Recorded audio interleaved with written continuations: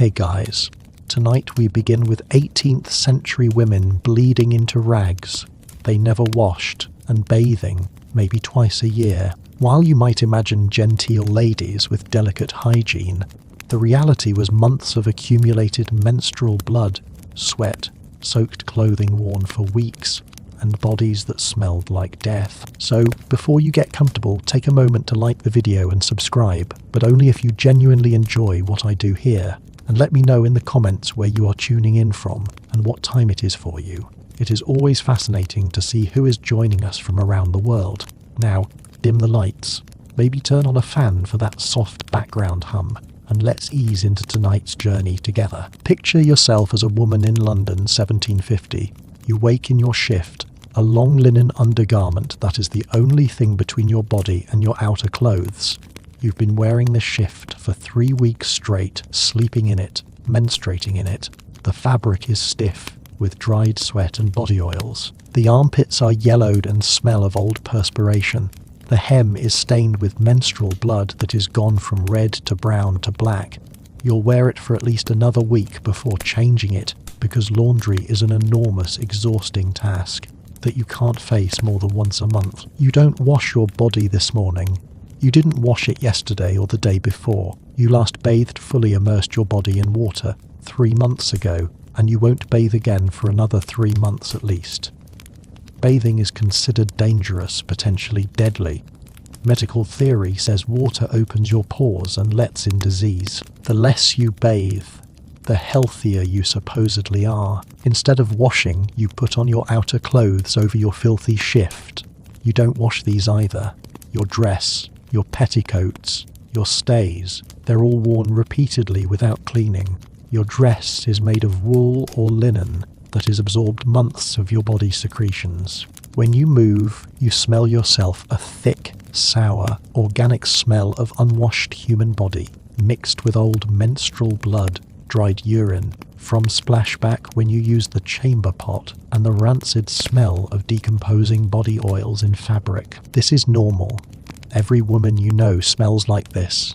Every man smells like this. The whole city smells like this. A miasma of unwashed bodies, raw sewage, animal waste, and industrial smoke.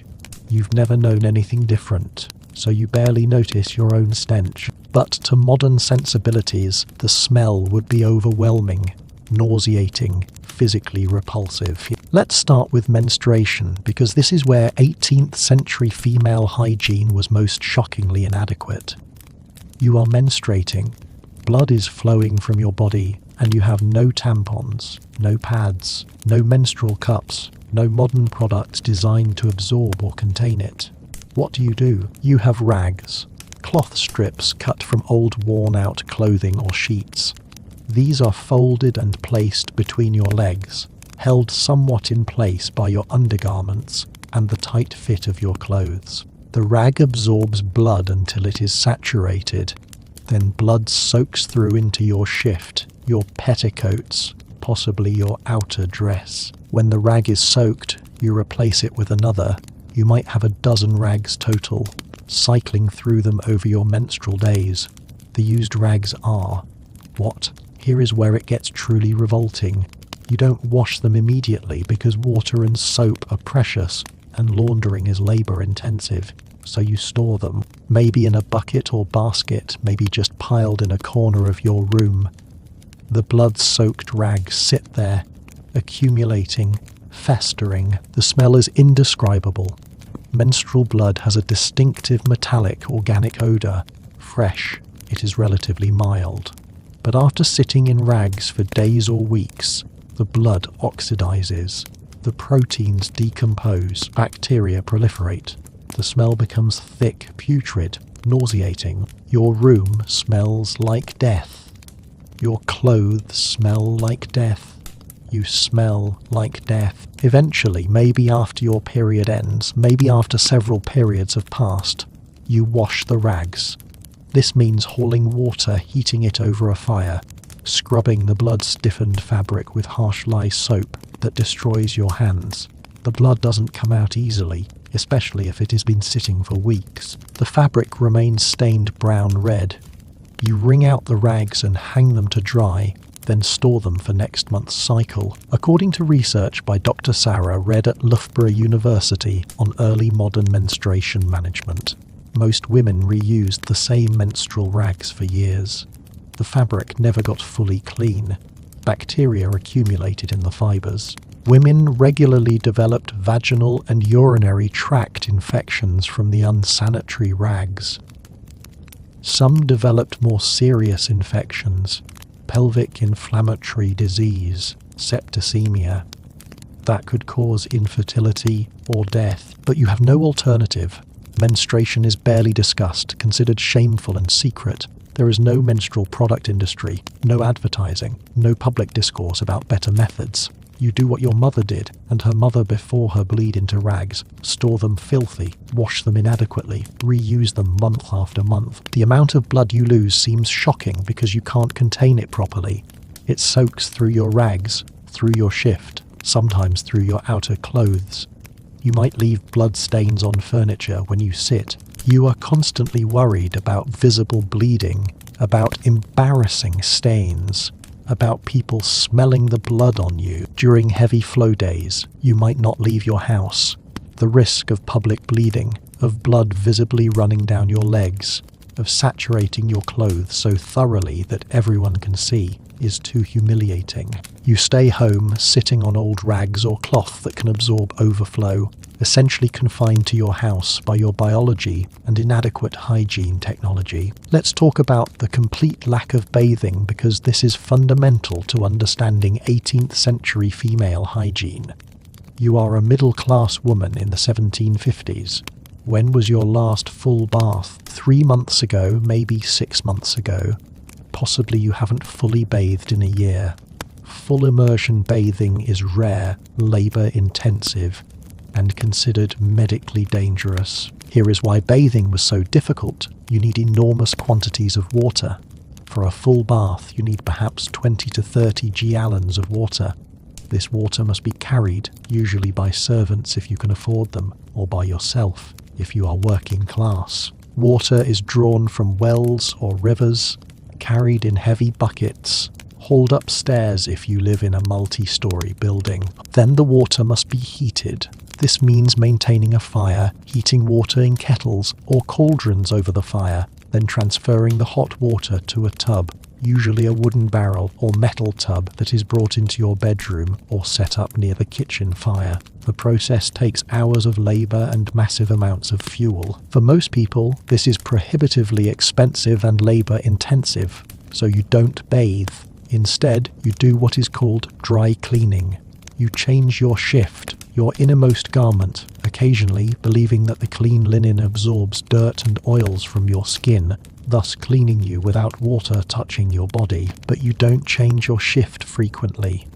Clean shifts require laundry, which requires water, soap, fuel for heating water, and exhausting physical labor. So you wear the same shift for weeks, letting it absorb your sweat, your menstrual blood, your urine splashes, your vaginal discharge, your body oils. The shift becomes a repository for all your body's secretions, a cloth catalogue of your biological functions. According to medical historian Dr. Virginia Smith at the University of London, 18th century medical theory actively discouraged frequent bathing. Doctors believed that water opened the pores, making the body vulnerable to miasma's disease, causing bad air and allowing illness to enter. They thought the body's natural oils and dirt formed a protective layer that shouldn't be washed away. Clean skin was considered unhealthy, vulnerable, weak. The wealthy might bathe more often than the poor, but even wealthy women bathed only occasionally, perhaps once a month or every few months. And these baths were brief, often not using soap, which was expensive and considered harsh, sometimes just sitting in lukewarm water for a few minutes before getting out. Queen Elizabeth I of England, who reigned in the late 1500s, was considered exceptionally clean because she bathed once a month, whether she needed it or not. By 1700s standards, this was still considered very frequent bathing. Most people bathed far less. Your body accumulates layers of grime in the folds of your skin, under your breasts, in your groin, in your armpits, between your buttocks. Sweat and dead skin cells and bacteria create a thick, greasy, smelly paste. You don't clean these areas. You might wipe them occasionally with a damp cloth, but thorough cleaning is rare. Your genitals are never properly washed. Water doesn't touch them except during your rare baths. Menstrual blood dries in your pubic hair. Urine residue crusts on your skin. Vaginal discharge accumulates. The smell is overwhelming, sour, fishy, rotten. You develop constant low-grade infections. Yeast infections are your normal state. You have itching, burning, unusual discharge that you just accept as how female bodies are. Now let's talk about what you wear and how it affects your hygiene. You are dressed in layers. Shift. The linen undergarment against your skin stays a rigid corset that shapes your torso.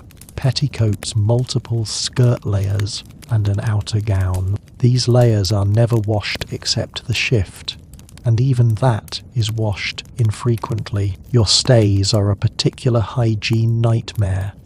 This is a rigid garment made of linen or canvas with boning, usually whalebone, or reed sewn into channels to create structure. The stays lace tightly around your torso, compressing your ribs and internal organs to create the fashionable cone-shaped silhouette. You wear your stays over your shift but under your outer clothes.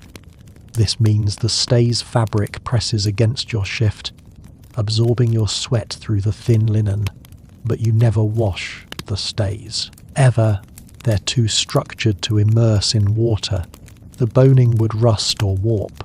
The stitching would loosen. The garment would be destroyed, so your stays accumulate years of sweat. The fabric becomes stiff with dried perspiration and body oils. The smell is indescribable, sharp, sour, overwhelming.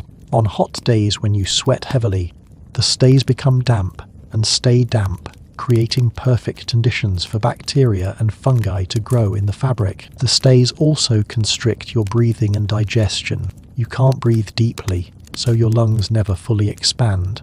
Your diaphragm can't move properly. This shallow breathing means you are slightly oxygen deprived all the time, and your body produces more sweat and odor as a stress response. Your digestion is compressed. Your stomach and intestines are squeezed into a smaller space, causing chronic indigestion, constipation, and gas. You fart constantly, fetid, sulphurous farts from compressed, struggling intestines. You burp. You have acid reflux. Your body is constantly trying to expel gas from a digestive system that has been artificially constricted into unnatural shapes. Your petticoats and outer gown are heavy wool or linen that absorbs your body's outputs. Sweat, yes, but also urine splashes, menstrual blood that is soaked through your shift, any other fluids your body produces. These garments are worn repeatedly without washing. Wool especially is almost never washed because washing wool is difficult. It can shrink and felt and labour intensive. So your clothes are repositories of months or years of accumulated body secretions. They're stiff with dried sweat. They're stained with menstrual blood and urine. They smell like a corpse that has been left in the sun. According to costume historian Dr. Linda Baumgarten at Colonial Williamsburg, analysis of surviving 18th century garments shows extreme soiling and staining. Underarm areas of gowns are deeply yellowed from sweat. Hems are black with ground in dirt from trailing through filthy streets. There is evidence of body lice and fleas living in the fabric. The garments were worn until they literally fell apart, accumulating years of filth. Let's examine your toilet habits, because this is another aspect where 18th century hygiene was shockingly inadequate. You need to urinate. There is no bathroom in your house, no toilet, no running water.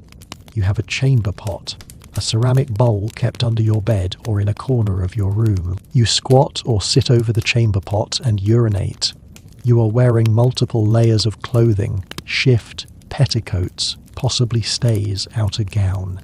You have to lift or hold aside all these layers to avoid urinating on them. This is awkward and difficult. Urine often splashes on your shift hem or your inner thighs. You have no toilet paper. You might wipe with a cloth rag, which is then reused without washing immediately, or you might not wipe at all. Just rearrange your clothing and go about your day with urine residue on your skin. The chamber pot fills with urine over the course of the day or night. The smell is terrible, concentrated ammonia from decomposing urea, mixed with the organic smell of bacteria multiplying in the urine. The pot might be emptied daily, or it might sit for several days, festering. When the pot is emptied, where does the contents go? If you are wealthy, servants carry it out and dump it in the privy, outdoor toilet or cesspit. If you are working class, you might dump it out a window into the street below, hoping no one is passing at that moment, or you dump it into open sewers that run through the streets or into rivers. There is no sewage treatment. Human waste just goes directly into the environment. For defecation, you use the same chamber pot or visit the outdoor privy if you have one. The privy is a hole in the ground or a seat over a pit, often shared by multiple households. The smell is overwhelming, concentrated feces, decomposing organic matter, flies everywhere, sometimes rats living in the pit. You squat over the hole, lift your layers of clothing, and defecate. You don't wipe properly. You might use a handful of leaves, or a corn cob, or a cloth rag, or your hand, or nothing. Your anal area is never clean. Fecal residue dries on your skin and in your anal hair. You develop hemorrhoids from straining on the hard wooden seat. You get infections from bacteria tracking forward into your vagina. According to historical sanitation research by Dr. Julie Rugg at the University of York, 18th century cities were cesspools of human waste. London's streets ran with open sewers. Chamber pot contents were dumped from windows, creating rivers of urine and feces in the streets. Disease spread rapidly through contaminated water and food. Cholera, typhoid, dysentery, all thrived in these conditions. And you, as a woman, are particularly vulnerable to infections because of your anatomy. Bacteria from improper anal hygiene easily transfer to your vagina and urethra. You develop chronic urinary tract infections that cause burning, frequency, blood in urine. You have no antibiotics. You suffer through these infections, or they progress to kidney infections that can kill you. Now let's talk about your hair, because this is another hygiene disaster. You wash your hair approximately never. Hair washing requires huge amounts of water, soap, expensive, and time for drying. So you wash your hair maybe once or twice a year. Your hair is long. Women don't cut their hair short in the 18th century. It might reach your waist or below. It is covered most of the time with caps or bonnets, which keeps it somewhat contained, but also traps sweat and oils against your scalp. After months without washing, your hair is greasy, matted, and full of dead skin cells from your scalp. It is infested with lice. Lice are universal in the 18th century. Everyone has them.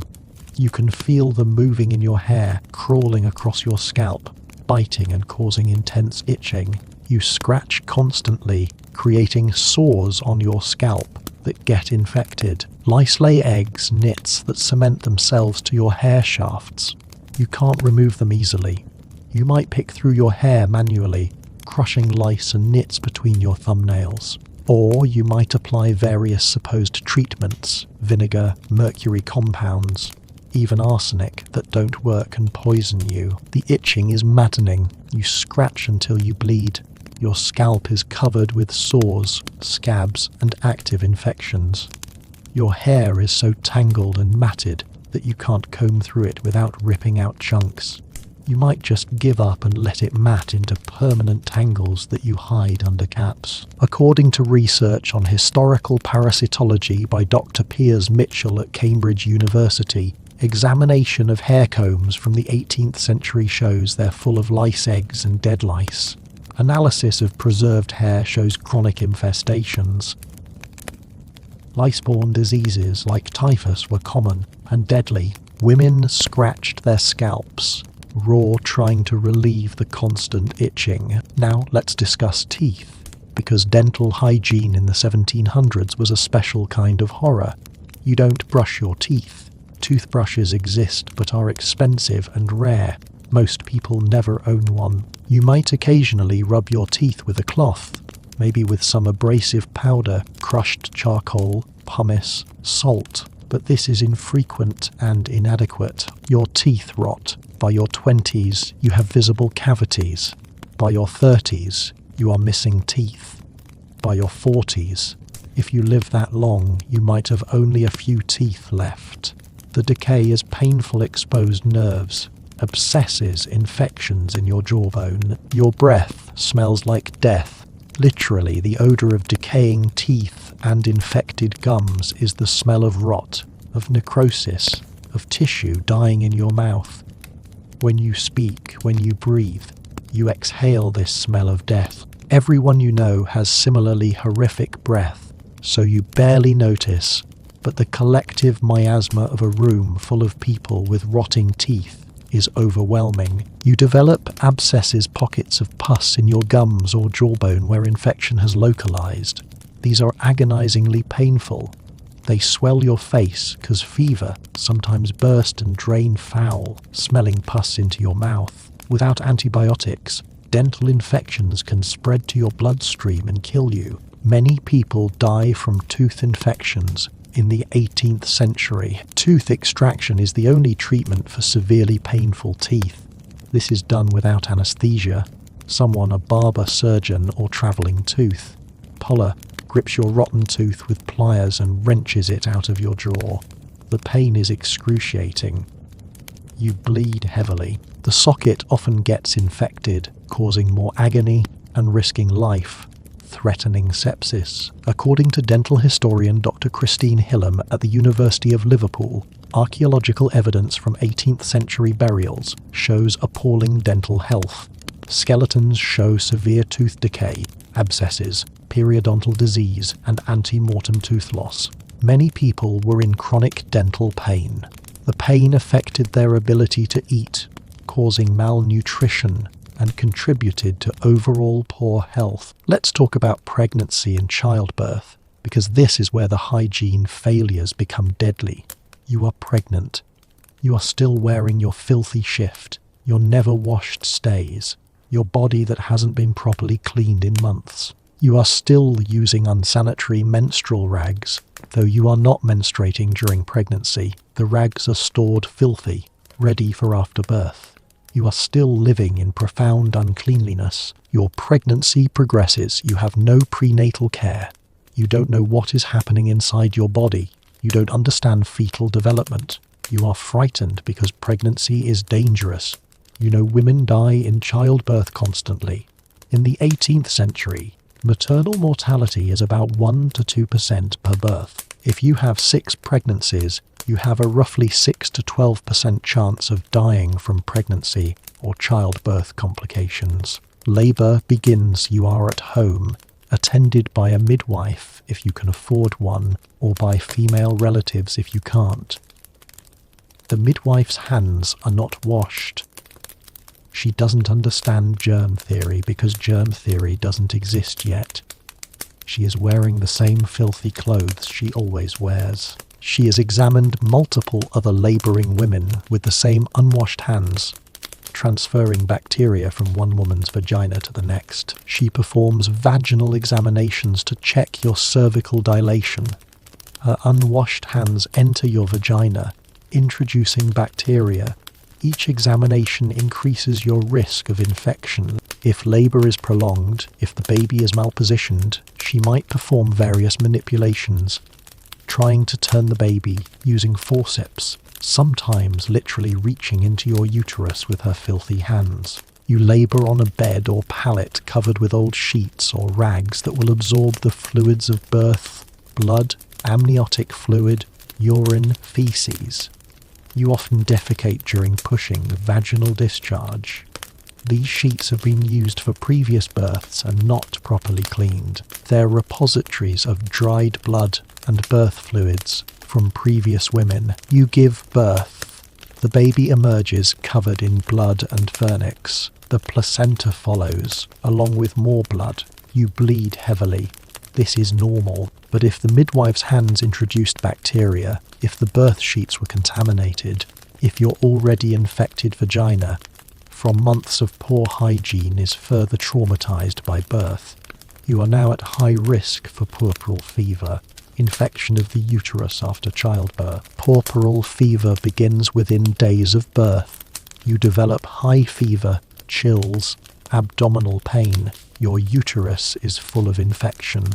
Pus drains from your vagina, thick, foul smelling, sometimes mixed with blood and decomposing tissue. The infection spreads through your bloodstream. You become delirious with fever. Within a week, you are dead, leaving your newborn motherless. According to research on historical maternal mortality by Dr. Irvine Loudon at the Wellcome Trust, puerperal fever killed thousands of women in the 18th century. It was the leading cause of maternal death. The cause was bacterial infection introduced during labor, often by attendants with unwashed hands. The infection couldn't be treated without antibiotics. Once it began, death was almost certain, and if you survived childbirth, you are bleeding heavily from your vagina for weeks lochia, the normal postpartum discharge of blood and uterine tissue. You absorb this with the same filthy menstrual rags you've always used. Your vagina is torn from birth lacerations, sometimes severe tears into your rectum or bladder. These wounds are not sutured, unless extremely severe, just left to heal on their own while exposed to contaminated menstrual rags and your unwashed body. You develop infections in your birth wounds. Your vagina and perineum are swollen, painful, oozing pus. You can't sit comfortably. You can't walk properly, but you have to care for your newborn, do household labor, resume all your normal activities within days of giving birth. There is no maternity leave, no recovery period. You are expected to function despite your torn, infected, agonizingly painful genitals. Now, let's discuss sexually transmitted infections, because these were rampant in the 18th century and women suffered disproportionately. Syphilis, gonorrhea, chancroid, all spread easily in an era of poor hygiene, no contraception, and no effective treatment. You might contract an infection from your husband. He visits prostitutes or has affairs, gets infected, brings the infection home to you. Or you might be assaulted and infected. Or you might be a sex worker yourself, exposed to multiple infected clients. The symptoms are horrific. Gonorrhea causes burning urination, thick yellow-green vaginal discharge, pelvic pain. Left untreated, it spreads to your uterus, fallopian tubes, and ovaries, causing pelvic inflammatory disease, chronic pain, fever, abscesses, eventually scarring that makes you infertile. Syphilis progresses through stages. Primary syphilis creates a painless chancre open sore on your genitals. This heals on its own after a few weeks, but the infection spreads through your body. Secondary syphilis causes rashes, lesions, sometimes in your mouth and genitals. You feel ill, fever, fatigue, aching joints. The symptoms eventually subside, but the infection remains dormant. Years or decades later, tertiary syphilis destroys your body. It attacks your brain, causing dementia, personality changes, paralysis. It destroys your bones, creating gummas, soft tumor, like growths that break down tissue. Your face might collapse as the bones of your nose and palate are destroyed. You lose control of your body and mind, slowly dying of a disease you contracted years ago. Treatment in the 18th century is mercury. Doctors prescribe mercury compounds, pills, ointments, fumigations where you sit in a box breathing mercury vapor. Mercury is toxic. The treatment is often worse than the disease. Mercury poisoning causes neurological damage, kidney failure, severe diarrhea, tooth loss, and death. The saying, "A night with Venus, a lifetime with Mercury," captures the horror. One sexual encounter can lead to a lifetime of poisonous treatment. According to research on historical styes by Dr. Kevin Sienna at Trent University, women suffered disproportionately from sexually transmitted infections. Social double standards meant women were blamed for infections even when they were infected by husbands or through assault. Women had less access to treatment, which was ineffective anyway. Untreated styes caused chronic pain, infertility, and early death for countless women. Let's talk about the smell, the overwhelming, inescapable stench of 18th century life. You smell terrible. Everyone smells terrible. The city smells terrible. Smell is a constant assault on the senses. Your body smells like accumulated sweat, menstrual blood, urine, feces, vaginal infections, rotting teeth. Your clothes smell like months of absorbed body secretions. Your hair smells like unwashed scalp and lice. Your breath smells like decay. When you move, you create a wave of odour, thick, organic, nauseating. To combat this, you use perfume. But 18th century perfume is strong, musky, often containing animal secretions like musk from deer glands or civet from cat anal glands. The perfume doesn't mask your body odour, it combines with it, creating an even more complex and often more revolting smell.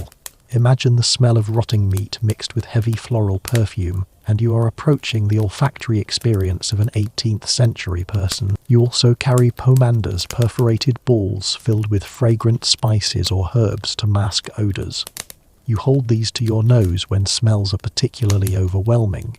The wealthy carry elaborately decorated pomanders. The poor might just carry a handful of herbs or a piece of citrus peel, but nothing truly eliminates the smell. It is everywhere.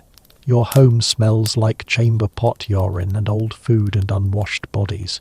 The street smells like open sewers and animal waste and industrial processes. Tanning, rendering, dyeing, all involve horrifically smelly materials. Shops smell like whatever they're selling, usually something organic that is decomposing.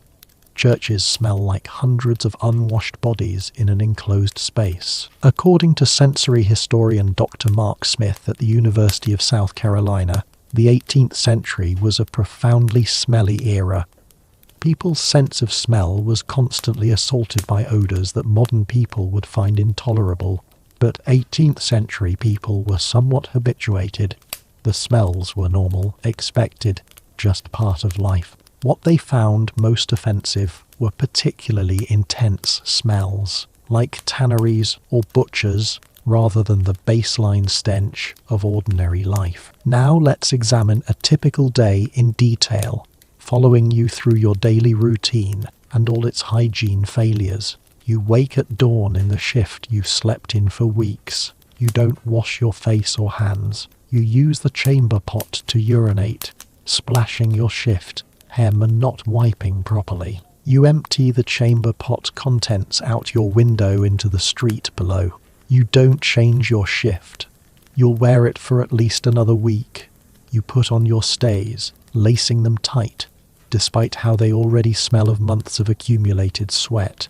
You add petticoats and your outer gown, both unwashed for months. You arrange your hair under a cap, trapping the lice against your itchy, sore scalp. You go downstairs to the kitchen. You prepare breakfast with unwashed hands that touched your genital area while using the chamber pot. You handle food with hands that are caked with dirt under the nails, that have visible grime in the creases. You eat with your hands.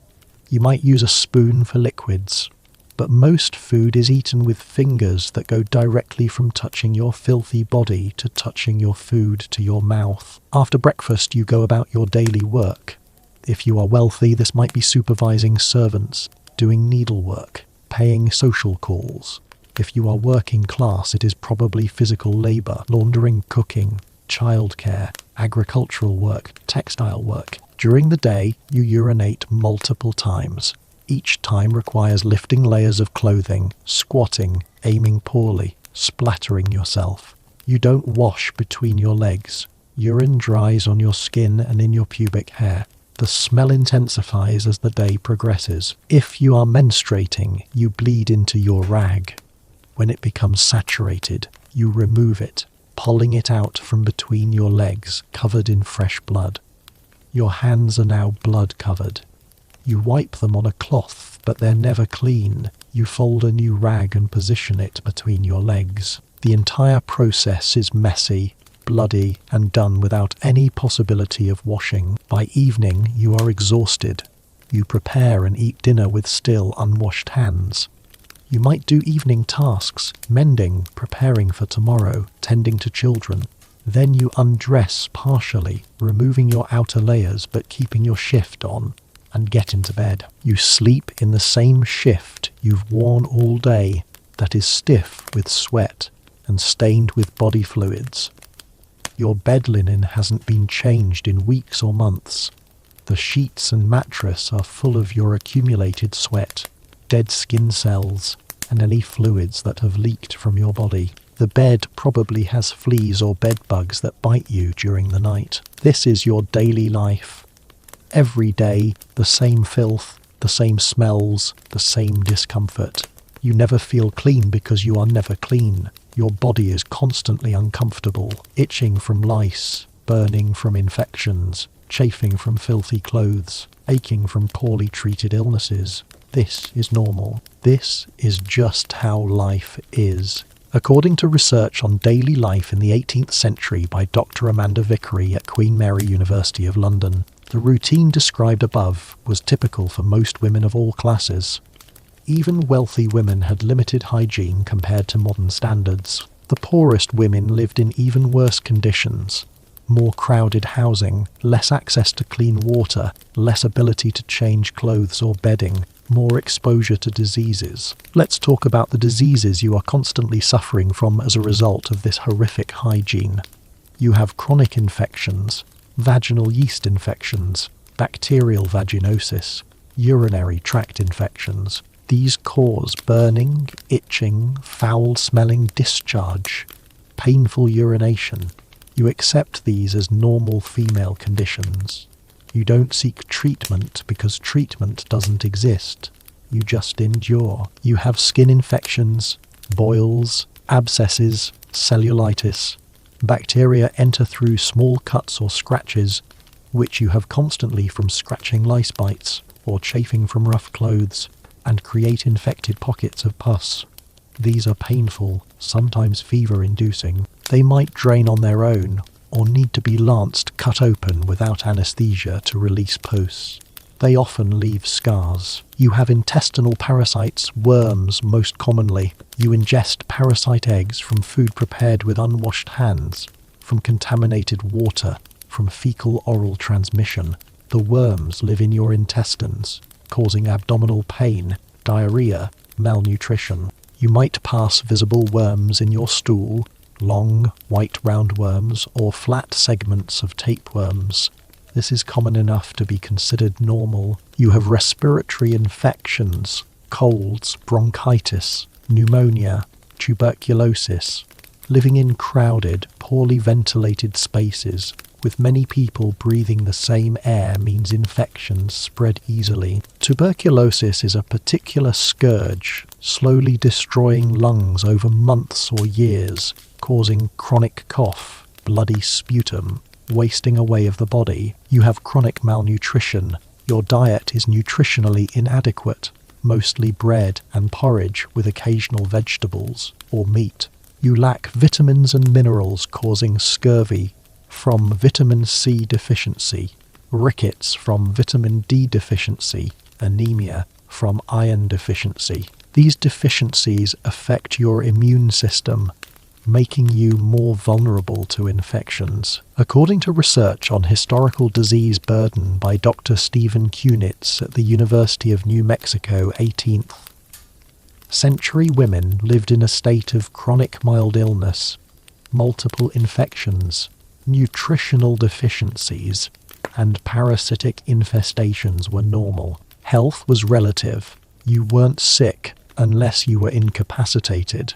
walking around with multiple infections and parasites, while feeling generally unwell, was just the baseline state of existence. Now let's examine what happened during specific life events, menopause, illness, aging, and how hygiene failures compounded these challenges. You are going through menopause, your periods become irregular, then stop, but you are still using the same filthy menstrual rags for the occasional period. And the hormonal changes create other hygiene challenges. Your vaginal tissue becomes thinner, drier, more fragile due to decreased estrogen.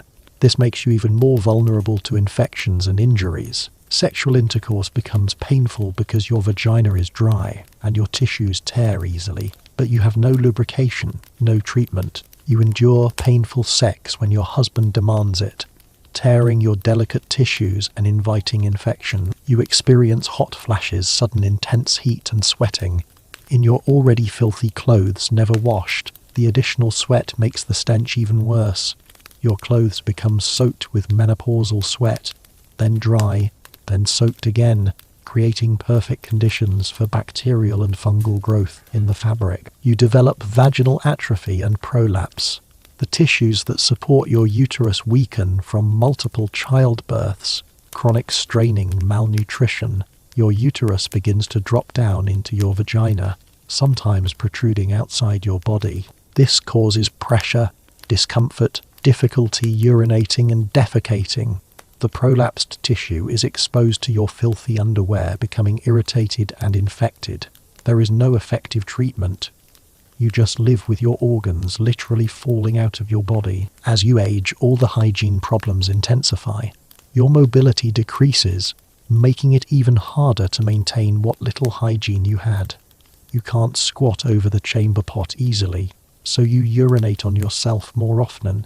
You can't walk to the privy, so you soil yourself. Your clothes become even more saturated with urine and feces. Your cognitive function declines partly from age, partly from a lifetime of malnutrition and infections affecting your brain. You forget to change your rags during menstruation before menopause ends. You forget to empty chamber pots. You forget to even attempt minimal cleaning. You become increasingly filthy and confused. If you develop dementia, you might lose all bladder and bowel control. You urinate and defecate on yourself constantly. Your family or caregivers, if you are lucky enough to have them, are revolted. You are washed rarely, if at all. You lie in your own waste, developing pressure sores that become infected and gangrenous. The smell is overwhelming. You die, eventually, from the accumulated insults of a lifetime of terrible hygiene and medical neglect. Maybe it is an infection that finally overwhelms your compromised immune system. Maybe it is malnutrition and dehydration. Maybe it is one of the chronic diseases you've been suffering from for years. Whatever the immediate cause, your death is hastened by decades of living in filth. According to research on aging in premodern societies by Dr. Terry Premo at St. Olaf College, elderly women in the 18th century often lived in conditions of profound neglect and misery. If they had no family to care for them, they might end up in poorhouses, overcrowded institutions where hygiene was even worse than in private homes.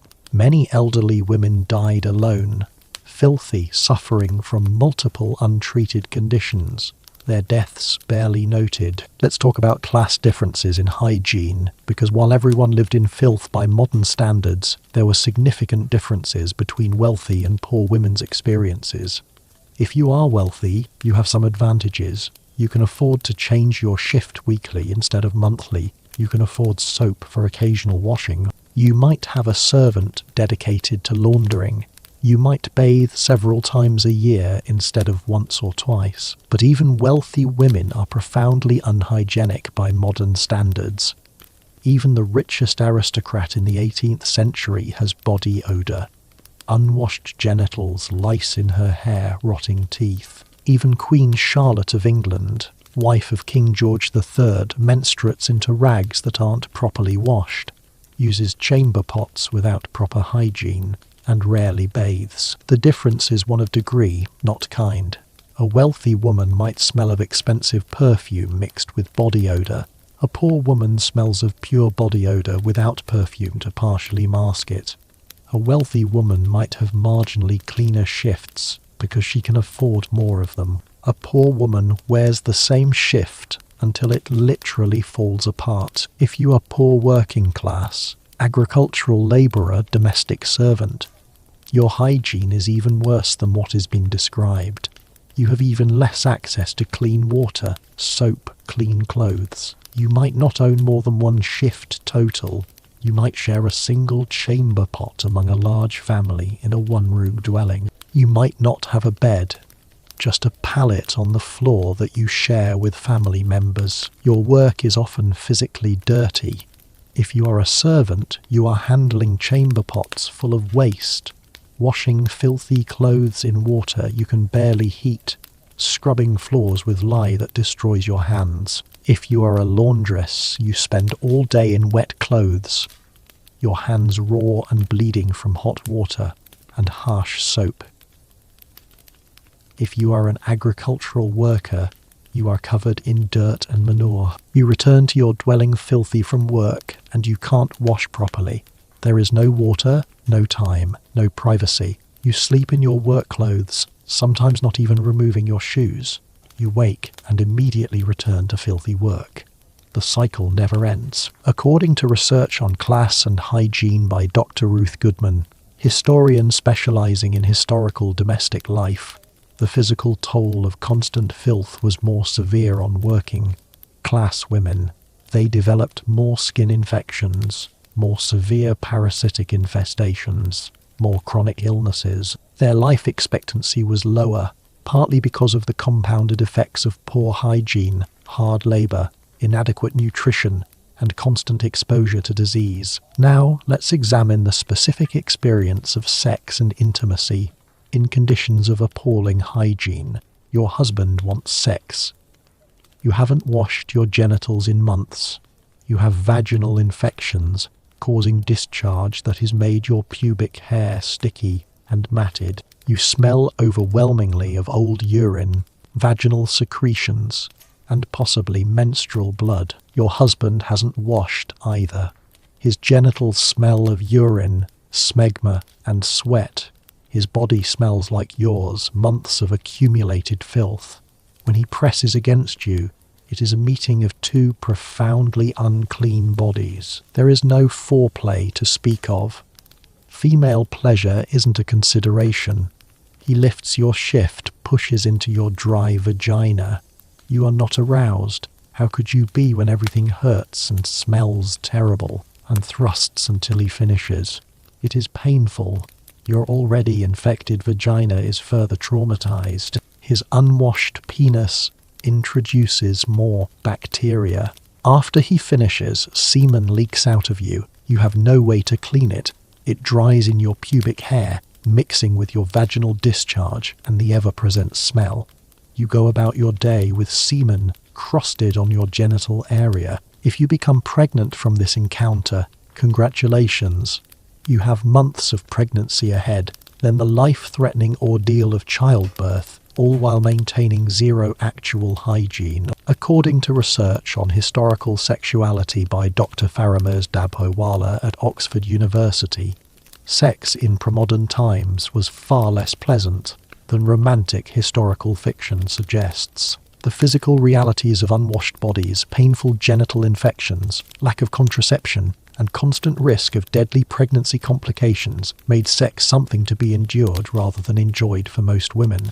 The lack of hygiene added another layer of unpleasantness to an already difficult aspect of women's lives. Let's talk about the specific horror of summer in the 18th century, because heat intensifies all the hygiene problems. It is July in London.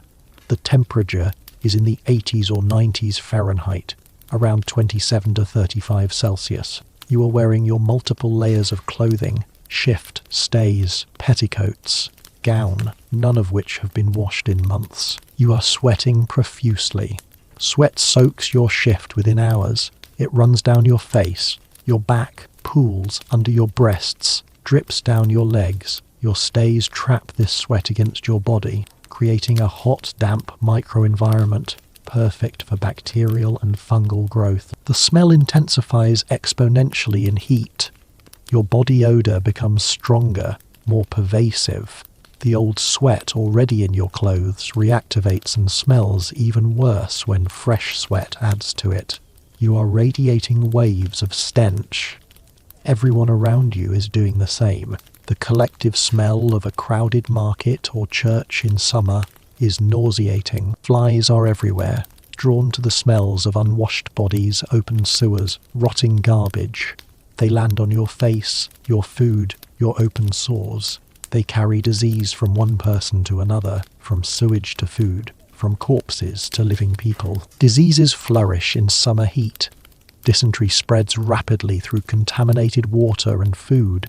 People develop sudden violent diarrhea, cramping, bloody stools. Dehydration kills quickly, especially children and elderly people. The smell of dysentery patients, liquid feces they can't control, adds to the general miasma. Fevers of various kinds strike in summer, probably typhoid, malaria, other diseases we can now identify, but that were mysterious in the 18th century. People suddenly become ill with high fevers, chills, confusion. Many die within days. Bodies decompose quickly in summer heat, adding the smell of death to all the other smells. You are constantly hot, uncomfortable, smelly, and miserable. The heat makes your infections worse. Your vaginal yeast infection intensifies in the warm, moist environment of your unventilated genitals. Your skin infections spread because sweaty skin creates perfect conditions for bacterial growth. You itch everywhere, from heat rash, from healing scabs, from lice bites, from fungal infections in your skin folds. There is no relief, no air conditioning, no electric fans, no ice. You might sit near an open window if you have one, but the air outside is just as hot and often brings the smell of sewage from the street. You might fan yourself with a handheld fan, but that just moves hot air around. You just endure day after miserable day, week after week, until autumn finally brings cooler weather. According to research on historical climate and health by Dr. Emmanuel Roy Lajurie, summer mortality in 18th century cities spiked dramatically. The combination of heat, disease, and poor hygiene created ideal conditions for epidemics. Summer in cities like London or Paris was a time when people died in large numbers from causes that were largely preventable with modern hygiene and sanitation. Now let's examine the specific experience of childbirth in more graphic detail, because this is where hygiene failures most directly caused death. You are in labour. It has been 12 hours. Your water broke hours ago, soaking your already filthy shift with amniotic fluid. You are lying on a bed covered with old sheets that smell of previous births, blood, feces, sweat. The midwife performs another vaginal examination with her unwashed hands. She pushes her fingers into your vagina, assessing cervical dilation. You can feel her dirty fingernails scraping your vaginal walls. She withdraws her hand. It is covered with your blood and amniotic fluid. She wipes it on her apron, already caked with dried blood from previous births, and tells you it won't be long now. Labour intensifies. You are in excruciating pain with each contraction. You vomit from the pain, and no one cleans it up. It just soaks into the bedding. You urinate involuntarily with the pressure of the baby's head, more fluid adding to the soaked. Foul-smelling sheets beneath you. You begin pushing.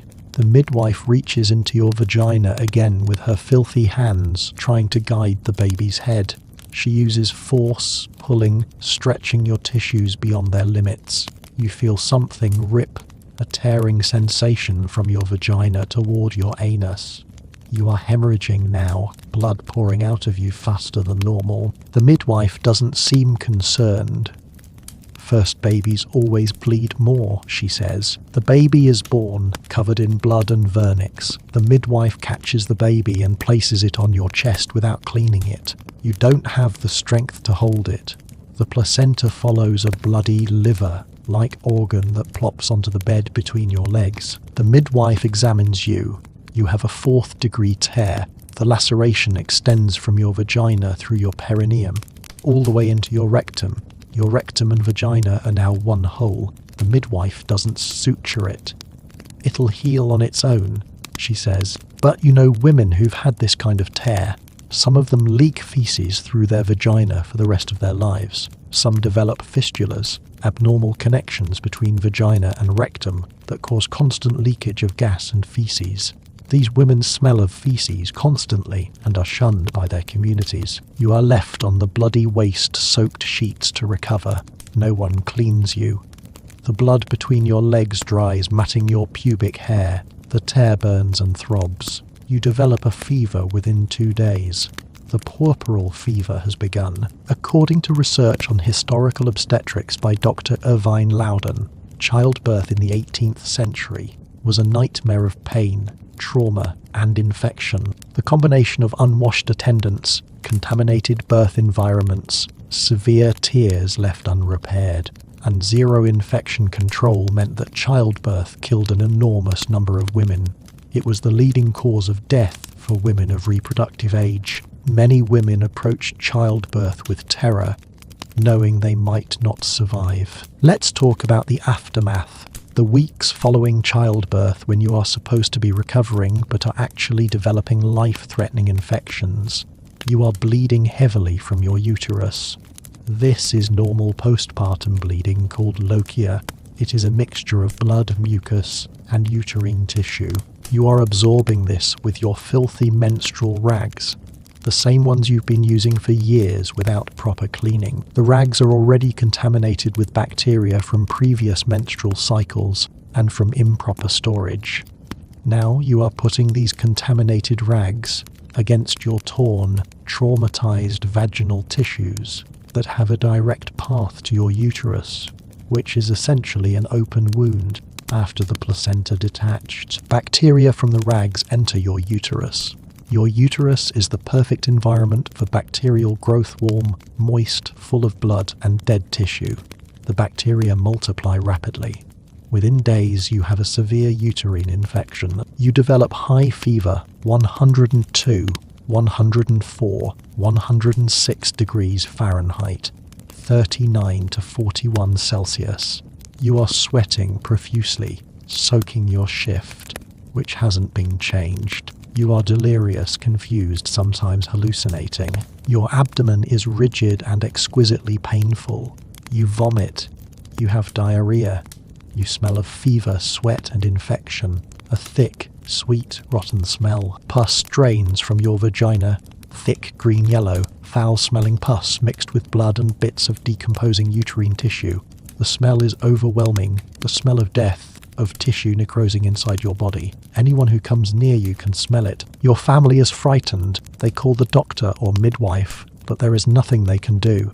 They might try various useless treatments, bleeding you, draining blood from a vein, which weakens you further, purging, giving you laxatives to cleanse your system, applying poultices to your abdomen. None of this helps. The infection continues to spread. The bacteria enter your bloodstream. You develop sepsis system-wide infection. Your blood pressure drops. Your organs begin to fail. Your skin becomes mottled grey. You become unresponsive. Within a week of birth, you are dead, leaving your newborn motherless. Your body is wrapped in a shroud and buried. Within days, your grave is forgotten. Your death is common enough to be unremarkable. Another woman dead in childbirth. It happens constantly. According to research by Dr. Irvine Loudon, analysing historical maternal mortality records, puerperal fever killed approximately 1% of women who gave birth in the 18th century. That might sound small, but consider, if a woman had 6 children, her cumulative risk of dying from puerperal fever was about 6%. And this is just one cause of maternal death. Adding hemorrhage, eclampsia, obstructed labour, and other complications, the total maternal mortality rate was truly horrific. Now let's examine the specific experience of being a domestic servant in the 1700s, because servants' hygiene was even worse than their employers. You are a maid in a wealthy household. You wake at 4 a.m. in the attic room you share with 3 other servants. The room is tiny, unheated in winter, stifling in summer. You share a single bed with another maid, 2 women, sleeping in the same bed, breathing each other's air, sharing each other's body heat and smells. You've been wearing the same work dress for months. It is rough wool that scratches your skin constantly, absorbing your sweat and the smells of your labour. You own only 2 dresses, total 1 you are wearing, 1 being laundered by you in your scarce free time. Your shift underneath hasn't been changed in weeks. Your first task is emptying chamber pots. You go room to room in the pre-dawn darkness, collecting chamber pots full of your employer's urine and feces. The pots are heavy, awkward to carry. Sometimes they slop urine onto your dress or hands. You carry them downstairs and out the privy, dump them into the cesspit. Your hands are covered in other people's waste. There is nowhere to properly wash. You wipe your hands on your apron and continue working. Next, you clean out the fireplaces, removing yesterday's ashes. This coats your hands, face and clothes in soot and ash. Your lungs fill with fine particulate matter that will contribute to chronic respiratory problems later. Your hands become so dirty that the grime is driven into every crease and under your nails. The dirt becomes semi-permanent. You can never get fully clean, so you stop trying. You haul water dozens of trips, carrying heavy buckets of water from the well to the kitchen, then heating the water over the fire for your employer's use. Your back aches. Your hands develop thick calluses and cracks that never heal. Water gets into these cracks, carrying dirt and bacteria deep into your skin, causing infections. You prepare food with your filthy hands, the same hands that emptied chamber pots, cleaned fireplaces, scrubbed floors. You knead bread dough, handle vegetables, prepare meat. Your employers eat food you've handled with hands that are literally caked with dirt, soot, and fecal matter. You clean the house, scrubbing floors on your hands and knees with lye soap that eats away at your skin. Your hands become raw, bleeding, perpetually damaged. The lye gets into the cuts and cracks in your skin, causing chemical burns. Your fingerprints are literally destroyed by the harsh chemicals and constant immersion in dirty water. You do laundry, the most physically demanding task. You fill enormous cauldrons with water and heat them over fires. You add lye soap, which produces caustic fumes that burn your lungs and eyes. You pound and scrub the dirty linens, your employer's clothes, their bed sheets stiff with months of accumulated body secretions, table linens stained with food and wine. The work is exhausting and destructive to your body. Your hands stay wet for hours, turning wrinkled and white, then cracking and bleeding when they dry. The lye soap burns your skin. The constant bending and lifting destroys your back.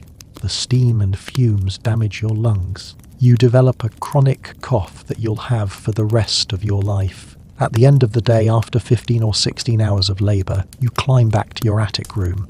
You are filthy. You smell of sweat, soot, lye soap, and other people's waste. You don't wash. There is no water, no time, no energy. You fall into bed in your work clothes, sometimes not even removing your shoes. You sleep for a few hours, then wake and do it all again. According to research on domestic service by Dr. Bridget Hill at the University of Essex, domestic servants in the 18th century lived in conditions worse than their employers despite being in wealthy households. They had less access to food, clothing, clean water and rest. Their work exposed them to constant filth and chemicals. Their life expectancy was lower than even working-class people who weren't in service. The labour destroyed their bodies, leaving them crippled and chronically ill by middle age. Let's talk about the specific horrors of winter hygiene, because cold weather created unique challenges. It is January in London. The temperature is below freezing. Your house has no central heating, just fireplaces in some rooms that provide minimal warmth. Most of the house is freezing. You are wearing the same clothes you've worn for weeks, multiple layers, including your never-washed shift, your stays, petticoats, and outer dress. But even with layers, you are constantly cold. You huddle near the fire when you can, but most of your day is spent in freezing rooms. Water freezes.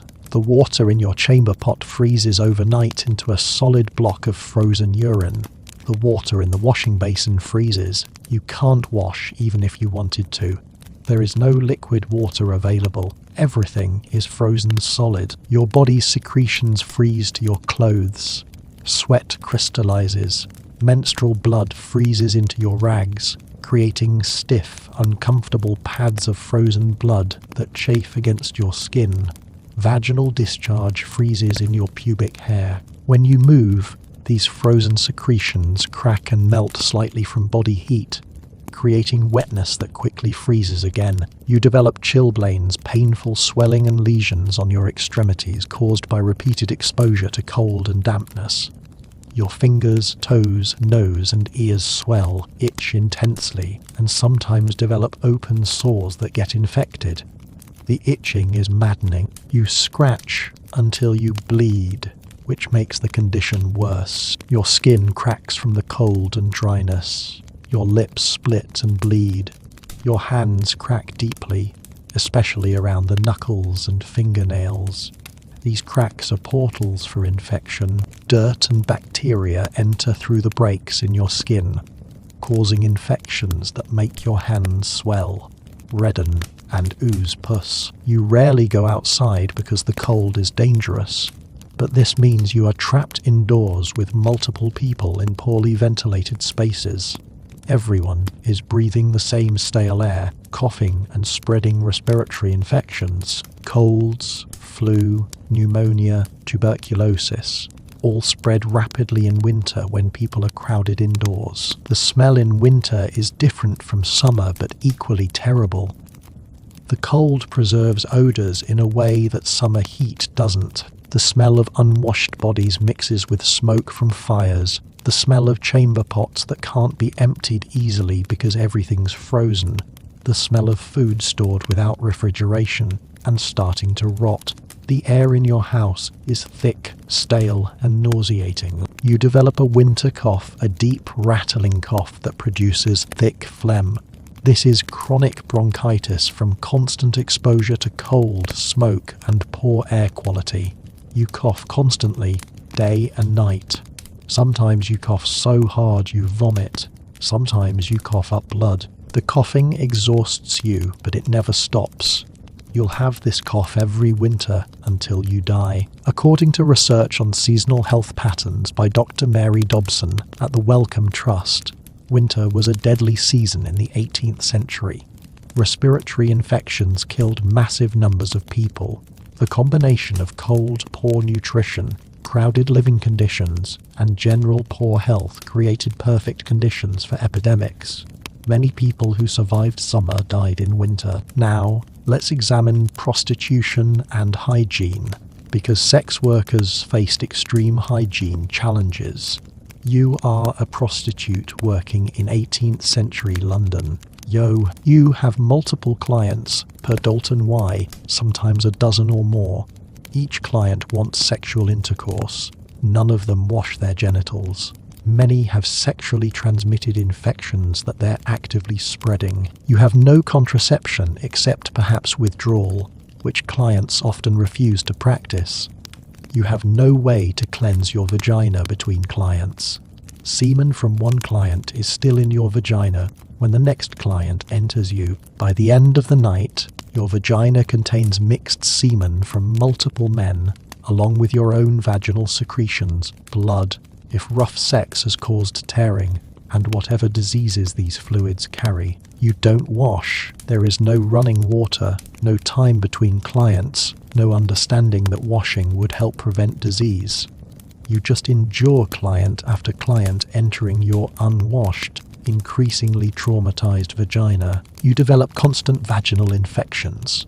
The normal bacterial flora of your vagina is completely disrupted by the constant trauma and the introduction of foreign bacteria from multiple men.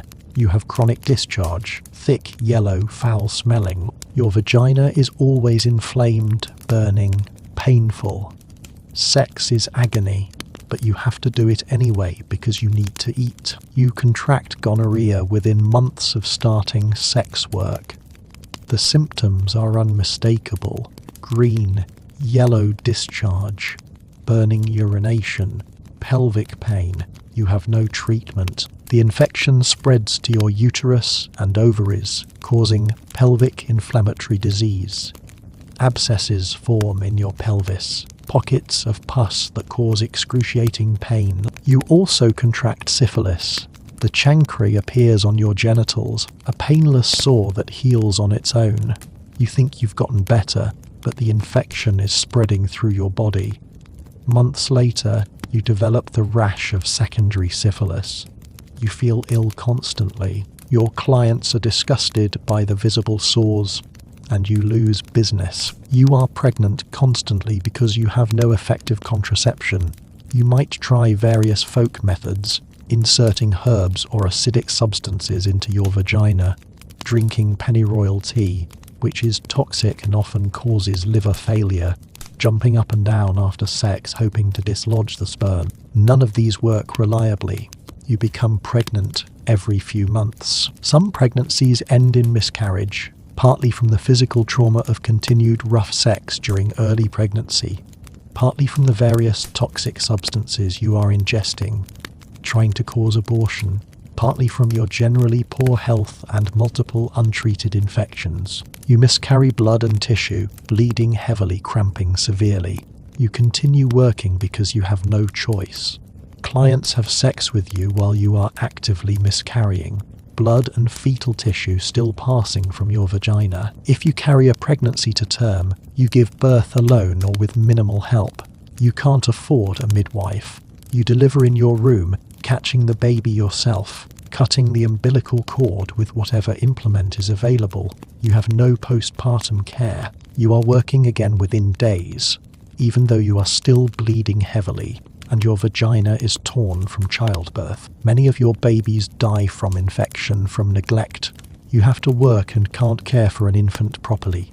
From being smothered in bed, you are so exhausted that you fall into deep sleep and accidentally roll onto the baby. If the baby survives, you might abandon it at a foundling hospital or try to care for it while continuing sex work, which is nearly impossible. According to research on historical prostitution by Dr. Tony Henderson at London Metropolitan University, prostitutes in the 18th century had one of the shortest life expectancies of any occupational group. Most died before age 30 from sexually transmitted diseases, complications from untreated diseases, botched abortions, violence, or childbirth. The combination of constant sexual trauma, no hygiene, multiple infections, and grinding poverty created conditions that destroyed women's bodies rapidly. Let's talk about the specific experience of menopause in conditions of terrible hygiene, because this life stage created unique challenges.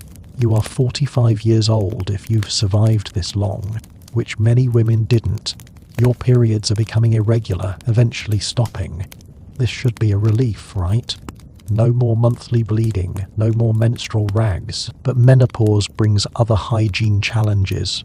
Your vaginal tissues thin and dry from decreasing estrogen. This makes your vagina vulnerable to tearing during sex, which your husband still demands. Small tears become infected because your vagina is never clean. You develop chronic vaginal infections that cause constant discharge, burning, and pain. You experience vaginal atrophy, the tissues literally shrinking and weakening. Your vaginal walls become paper-thin, fragile, prone to bleeding from any contact. You bleed after sex. You bleed from wiping after using the chamber pot. Your vulva and vagina are constantly inflamed, sometimes ulcerated, always painful. Your pelvic floor weakens dramatically, partly from age, partly from the damage of multiple childbirths, partly from chronic straining from constipation caused by years of poor diet and limited water intake. Your uterus, bladder, and rectum start to prolapse, falling down into your vagina, sometimes protruding outside your body. You can feel your organs prolapsing. There is a bulge in your vagina that gets larger when you cough, strain, or stand for long periods. Eventually, your uterus might prolapse so severely that it hangs outside your body between your legs, a fleshy mass that you can see and touch. The prolapsed tissues are exposed to your filthy underwear, chafing and becoming irritated. They develop ulcers, open sores on the prolapsed uterus that ooze and bleed. These ulcers become infected, creating foul-smelling discharge and increasing your risk of systemic infection. You develop urinary incontinence. Your weakened pelvic floor can't control your bladder. You leak urine when you cough, sneeze, laugh, or lift anything heavy. You urinate on yourself multiple times per Dalton year. Your shift is constantly wet with urine. The smell of old urine permeates your clothing. Your skin develops urine burns, chemical irritation from being constantly soaked in urine. You also develop fecal incontinence. You can't control your bowels. You pass gas involuntarily. Embarrassing but relatively minor. Worse, you sometimes leak fecal matter, especially if you have diarrhea. Your underwear is stained with feces. The smell is overwhelming. You are now an elderly woman who smells of urine and feces, who has organs falling out of her body, who is in constant pain from infections and prolapse. You are considered disgusting. Family members avoid you. You are isolated, suffering, waiting to die. According to research on aging in premodern societies by Dr. Lynn Bottlehoe at Indiana University, elderly women faced particular hygienic challenges that made their final years miserable. The combination of pelvic floor damage, hormone changes, and lack of any medical treatment for prolapse or incontinence meant that many elderly women lived in conditions of profound discomfort and social stigma. They were literally rotting alive, their bodies falling apart while they were still conscious and aware. Now, let's discuss the specific horrors of urban versus rural hygiene. If you live in a city like London or Paris, you face unique challenges. Cities are densely populated, with houses packed close together. Human waste is everywhere. Open sewers run through streets. Dead animals rot in alleys. The city is a cesspool. The streets are rivers of filth. Mud mixed with human and animal feces, urine, rotting garbage, blood from butcher shops, chemical waste from tanneries and dye works. This mixture is several inches deep, sometimes knee-deep after rain. You walk through it daily. It splashes onto your skirts, soaking the fabric. Your shoes and stockings are perpetually wet with this filthy mixture. Your ground floor rooms flood during heavy rain, not with clean water, but with sewage from the streets backing up into your house. Raw sewage fills your room's ankle deep. You try to bail it out, but some always remains, soaking into walls and floorboards. When it recedes, it leaves behind a reeking slime that never fully dries. Your house permanently smells like sewage. The air quality is terrible. Smoke from thousands of coal fires creates a permanent haze. The smoke mixes with fog to create London particular, a toxic smog so thick you can barely see across the street. You breathe this constantly. It deposits soot in your lungs, causing chronic respiratory problems. Your phlegm is black from inhaled soot.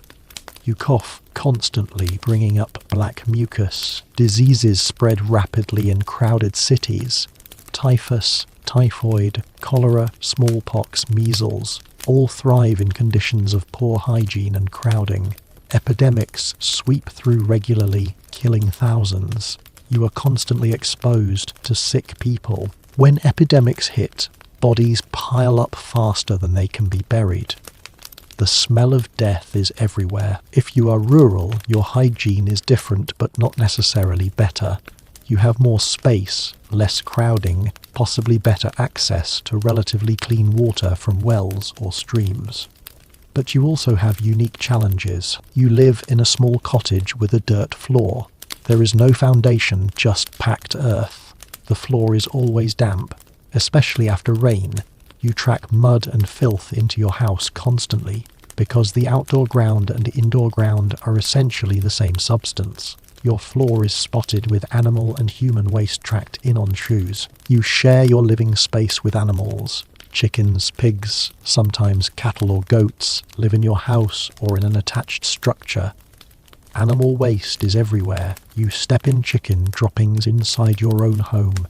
The pigs root through the dirt floor, making it muddy and mixed with their waste. The smell of animal excrement is constant and pervasive. You have less access to laundry facilities than urban people. There is no commercial laundry, no shared wash house. You have to wash clothes in a nearby stream or river, carrying everything there and back. This is so labour-intensive that you do it even less frequently than city women do. Your clothes are filthier for longer. You face seasonal challenges that urbanites don't. During harvest season, you work in fields all day. You are covered in dirt, plant matter, and your own sweat. You come home filthy, but you have no way to wash properly. You track field dirt into your house, creating additional filth in your living space. According to research comparing urban and rural health by Dr. Simon Sritter at Cambridge University, neither urban nor rural 18th century living provided good hygiene. Cities had better infrastructure, some, but worse crowding and disease spread. Rural areas had more space, but poorer facilities and harder access to clean water. Women in both settings lived in profoundly unhygienic conditions that destroyed their health. Let's examine the psychological impact of living in constant filth, because the mental toll was significant even if people couldn't articulate it. You are aware that you smell bad. You can smell yourself. You are aware that your body is dirty, that your clothes are filthy, that your genitals are infected and painful. You can't escape the awareness of your own body's disgusting state. You feel shame about your body even though everyone else is equally dirty. The smell of your menstrual blood, the sight of stains on your shift, the feeling of lice crawling in your hair, all create a sense of bodily disgust that you can never escape. Your body betrays you constantly, producing smells and secretions that mark you as female and therefore disgusting. You develop dissociation from your body. You try not to think about your physical state. You ignore the itching, the burning, the pain as much as possible. You treat your body like a machine that must function regardless of how it feels. This dissociation is a survival mechanism. If you fully acknowledged how terrible your physical state is, you couldn't function. You have no privacy for your bodily functions. You share sleeping spaces, use chamber pots in rooms with other people, have your menstruation visible to household members. There is no private space where you can attend to your body away from others' eyes. This constant exposure creates chronic stress and anxiety. You internalize messages that women's bodies are inherently dirty, sinful, and shameful. Religious teachings reinforce that women are polluted, especially during menstruation. Medical theory teaches that women's bodies are defective versions of men's bodies, prone to corruption and disease. You believe your own body is fundamentally wrong, that the filth and pain are somehow your fault. You develop chronic low-grade depression from living in these conditions. Everything hurts. Nothing is clean. There is no relief, no respite. You go through your days in a fog of physical discomfort and psychological despair. You have no concept of what it is like to feel clean and comfortable because you've never experienced it. According to research on historical psychology by Dr. Michael McDonald at the University of Wisconsin, while 18th century people didn't have modern psychological vocabulary, they clearly suffered psychological distress from their living conditions. Personal diaries and letters contain descriptions of despair, disgust with one's own body, feelings of being overwhelmed by physical discomfort. The constant physical suffering created psychological suffering that people had no framework to understand or treat. Now let's talk about specific medical treatments that made hygiene worse because doctors' interventions often increased suffering. You are ill, maybe a fever, maybe an infection, maybe just general malaise from living in filth. You call a doctor if you can afford one. The doctor prescribes bleeding, cutting open a vein and draining blood from your body. The theory is that illness is caused by excess blood or bad humours that need to be removed. The doctor opens a vein in your arm with a lancet, a small blade. Blood pours into a bowl. He drains pints of blood, watching you become pale and weak. The lancet isn't sterilised. It was used on previous patients and will be used on future patients without cleaning. If the previous patient had an infection, bacteria from their blood is now in your blood. The wound is bandaged with a dirty cloth. The wound gets infected, creating a new source of suffering, worse than whatever you originally complained about. Or the doctor prescribes purging, administering harsh laxatives or emetics to make you vomit or have severe diarrhea. The theory is that illness can be expelled from the body through bowel or stomach. You are given compounds that cause violent vomiting and diarrhea. You lose fluids, become dehydrated, feel even worse than before. The purging happens in your bed or over a chamber pot. Vomit and diarrhea get on your shift, your bedding, your body. Nobody cleans it thoroughly. You are lying in your own expelled body fluids, which dry and smell terrible. The treatment has made your hygiene worse and your illness worse. If you have a wound or ulcer, the doctor might apply a poultice, a paste made from various substances thought to have healing properties. These might include bread mould, animal dung, crushed insects, or various herbs. The poultice is applied directly to your wound and covered with a bandage. The poultice ingredients are contaminated with bacteria. Animal dung is literally feces, full of intestinal bacteria. Even clean ingredients have been stored in unhygienic conditions and handled with dirty hands.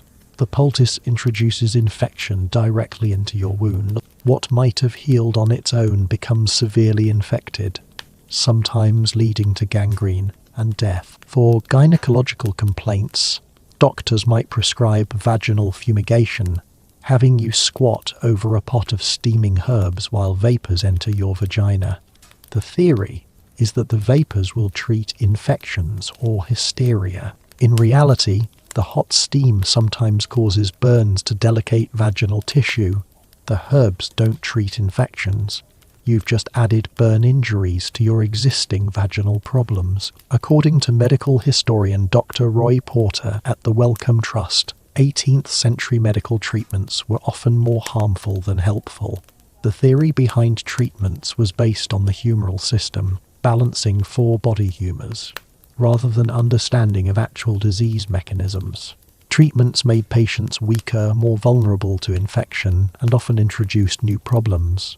Women were particular victims of medical intervention, with gynecological treatments being especially harmful and ineffective. Now let's examine the epidemic diseases that thrived in conditions of terrible hygiene, because these killed women by the thousands.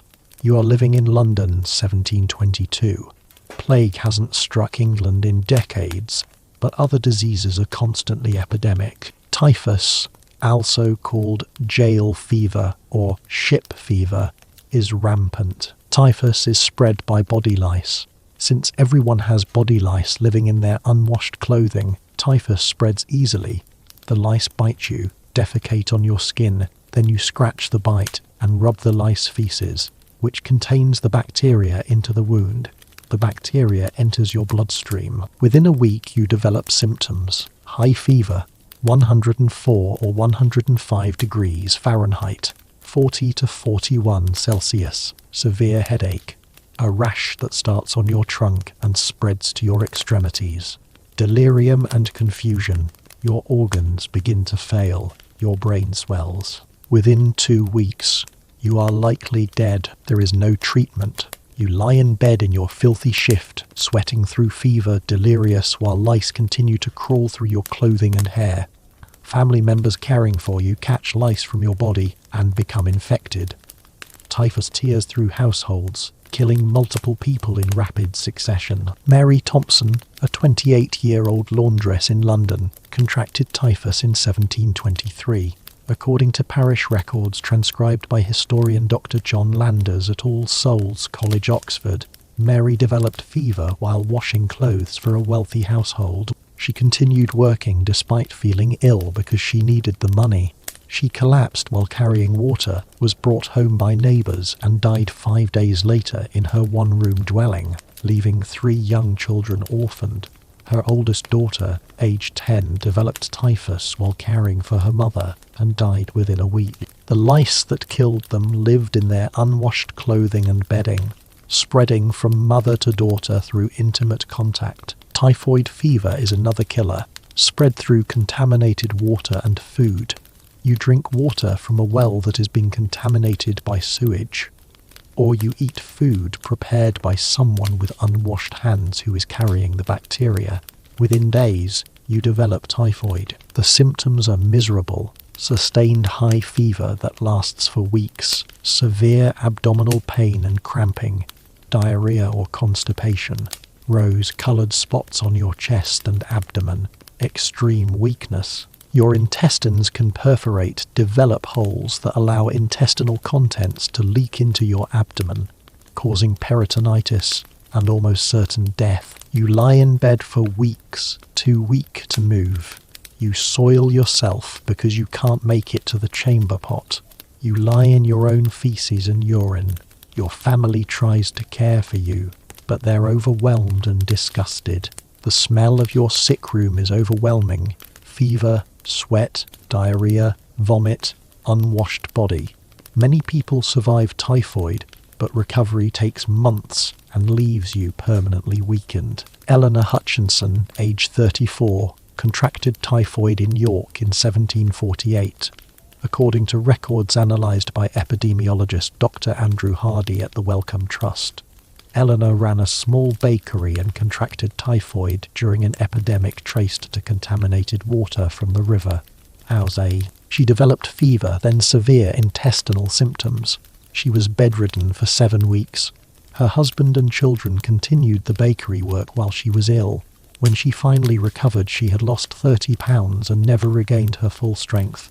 She developed chronic digestive problems that plagued her for the remaining 12 years of her life. The illness essentially destroyed her health, leaving her a semi-invalid who couldn't work as she had before. Dysentery, bloody diarrhea caused by bacterial infection strikes in summer when food spoils quickly and flies spread bacteria from feces to food.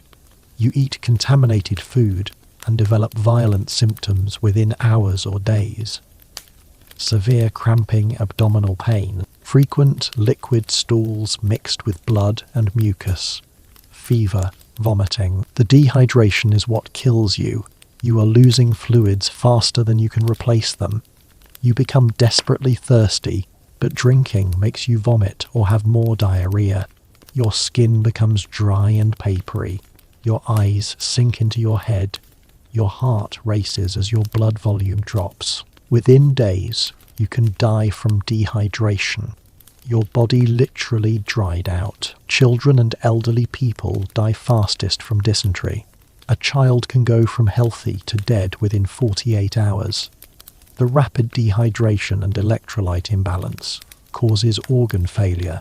The child becomes lethargic, then unresponsive, then dies. Mothers watch their children literally waste away in front of them, unable to do anything to save them. According to research on epidemic diseases by Dr. Mary Dobson at the Wellcome Trust, dysentery killed thousands of people every summer in 18th century Britain.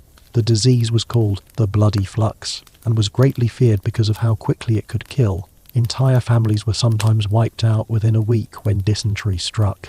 The combination of poor hygiene, contaminated water, inadequate food storage, and no understanding of disease transmission created perfect conditions for dysentery to spread rapidly and kill indiscriminately. Smallpox is another horror, though not directly related to hygiene. However, poor hygiene makes smallpox worse. You contract smallpox maybe from a travelling peddler, maybe from a neighbour, maybe from an infected person's clothing or bedding. Within days you develop fever, headache and backache. Then the rash, appears. The rash starts in your mouth and on your face, then spreads to your entire body. Pustules that fill with fluid, then with pus. Your face swells beyond recognition.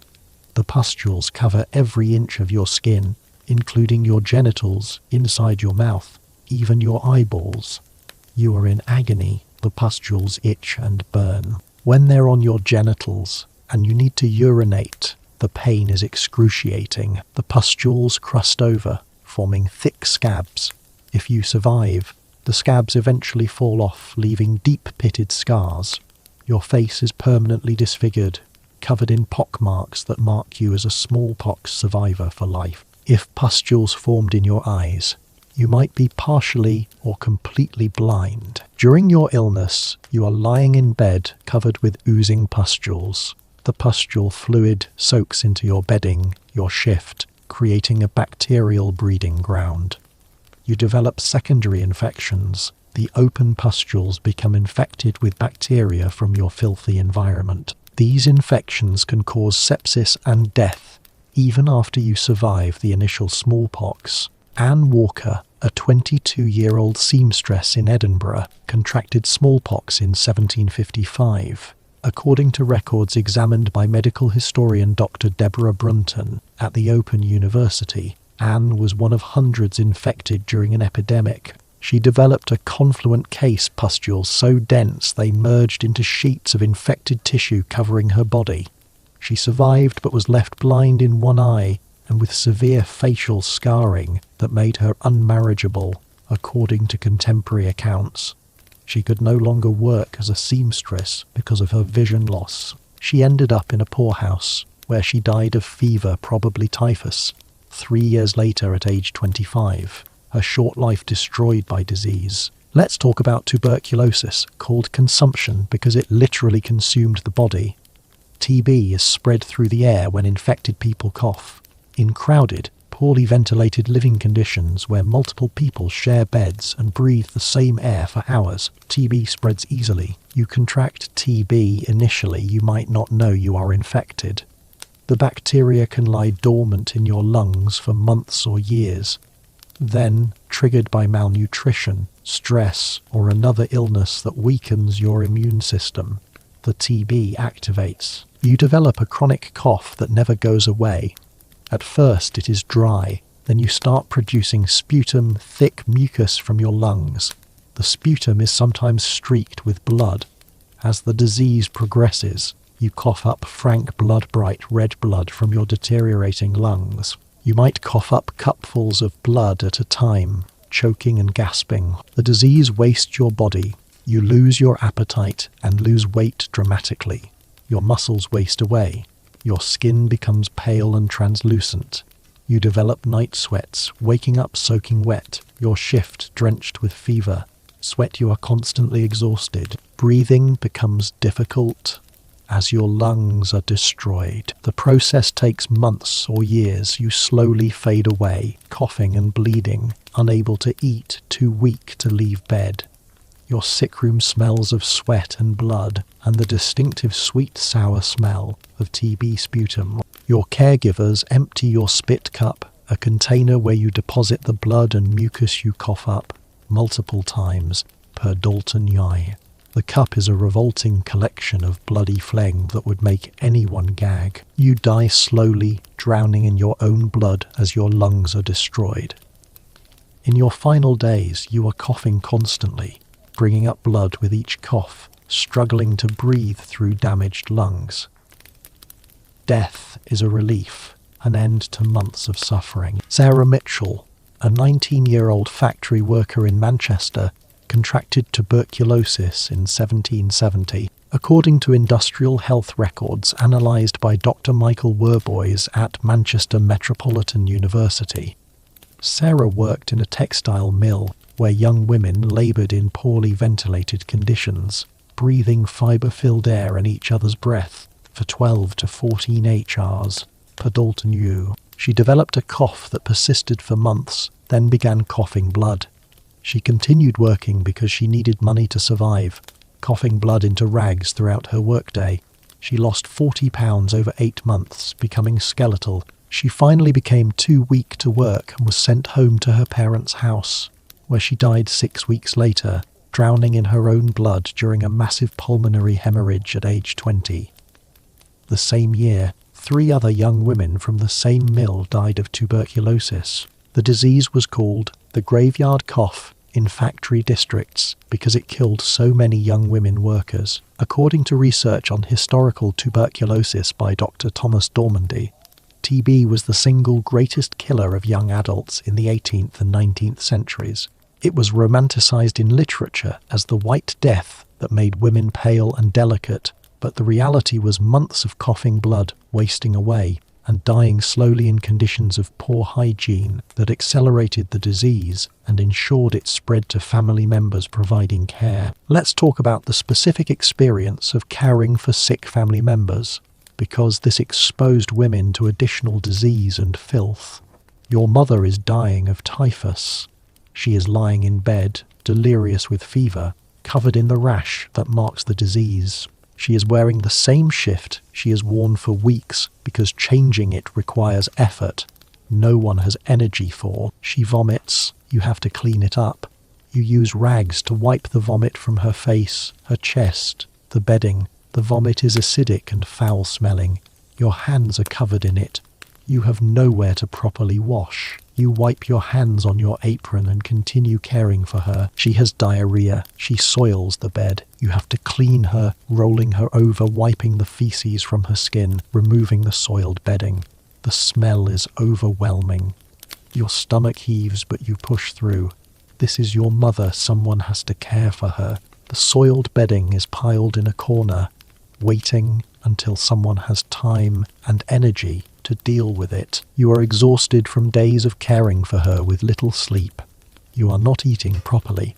Your own hygiene deteriorates further because all your energy goes to tending the sick. You don't wash. You don't change your clothes. You are functioning on pure will, pushing through exhaustion and disgust to care for your dying mother. She dies. You've been in intimate contact with her body, her fluids, her lice-infested clothing and bedding for days or weeks. You've breathed the air she breathed, touched everything she touched. Within days you develop fever. The typhus has spread to you. Now you are the one lying in bed, delirious, while someone else tries to care for you. This is how diseases spread through families. The women who provided care became infected through intimate contact with sick family members' bodies and body fluids. Entire families could be wiped out in succession. One person gets sick, infects the caretaker, who becomes sick and infects the next caretaker until everyone is dead or has survived by chance. Martha Preston, a 31-year-old mother of 4 in Newcastle, cared for her husband through typhoid fever in 1744. According to records examined by Dr. John Landers, Martha nursed her husband for 3 weeks as he suffered through fever, delirium, and severe diarrhea. She cleaned his soiled bedding, fed him, tried to give him water. He died. Within 5 days, Martha developed typhoid symptoms. She was too ill to care for her children. Neighbours tried to help, but they were afraid of infection. Martha died 8 days after her husband. Their 4 children, ages 2 to 9, were left orphan. The 2 youngest died of malnutrition and neglect within months. The oldest 2 were taken to a parish workhouse. The entire family was destroyed by a disease spread through the intimate contact of caregiving in conditions of profound uncleanliness. Let's examine specific childbirth complications beyond puerperal fever, because many things could go wrong during birth. You are in obstructed labour. The baby is malpositioned or too large to pass through your pelvis. You've been pushing for hours, maybe days. You are exhausted, in excruciating pain, making no progress. The baby is stuck. Your vaginal tissues are being crushed between the baby's head and your pelvic bones. The crushing pressure cuts off blood supply to your tissues. After hours of this pressure, your tissues begin to die. Necrosis of the tissue between your vagina and bladder. or between your vagina and rectum. You might eventually deliver the baby, sometimes dead after being stuck for so long, sometimes alive but damaged from prolonged compression. But the damage to your body is catastrophic. Where tissue was crushed and died, holes form, fistulas connecting your vagina to your bladder or rectum. With a vesicovaginal fistula, connection between vagina and bladder, you leak urine constantly through your vagina. You can't control it. Urine streams out continuously, soaking your clothes, running down your legs. You smell of urine constantly. Your skin develops chemical burns from constant urine contact.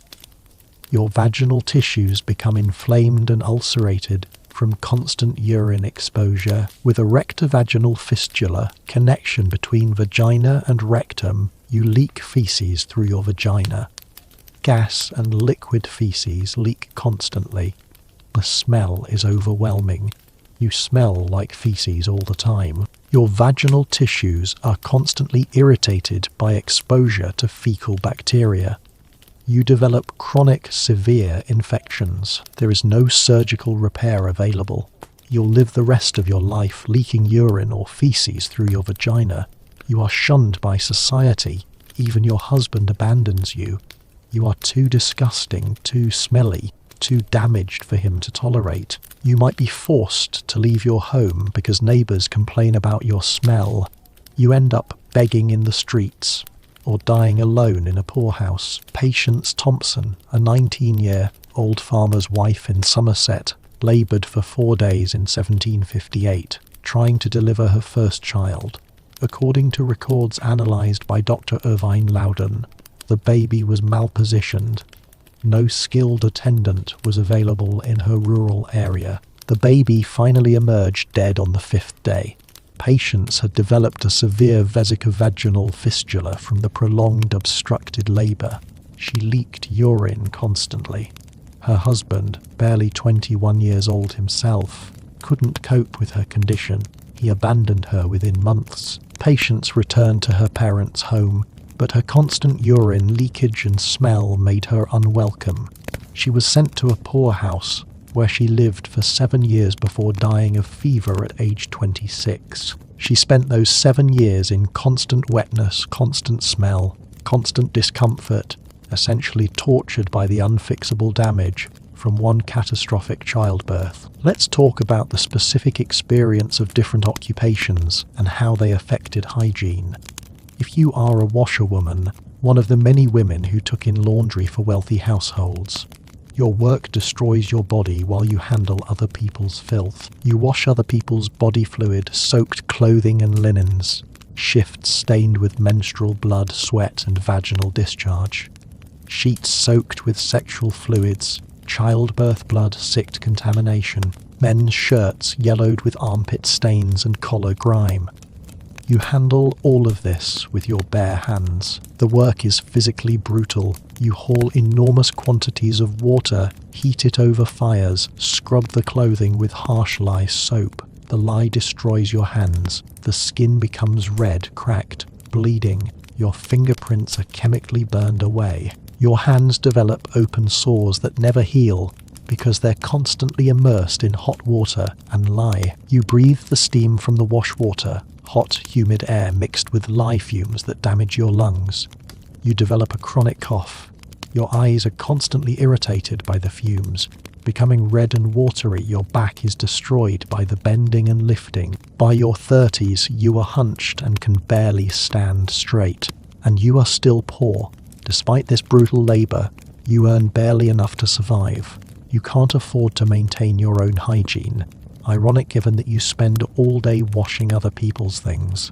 Your own shift is filthy because you don't have time or energy to wash your own clothes. Your own body is unwashed because you are exhausted and have no water or energy left after a day of laundry work. Agnes Miller, a washerwoman in Liverpool, worked from age 14 until her death at 34 in 1769. According to occupational records studied by Dr. Bridget Hill, Agnes took in laundry from wealthy households, washing it in her one-room dwelling where she also lived with her 3 children. She worked 14 to 16 H hours, per Dalton Y standing over hot water and lye. By age 30, her hands were described as crippled, so damaged by chemical burns and arthritis from the work that she could barely hold things.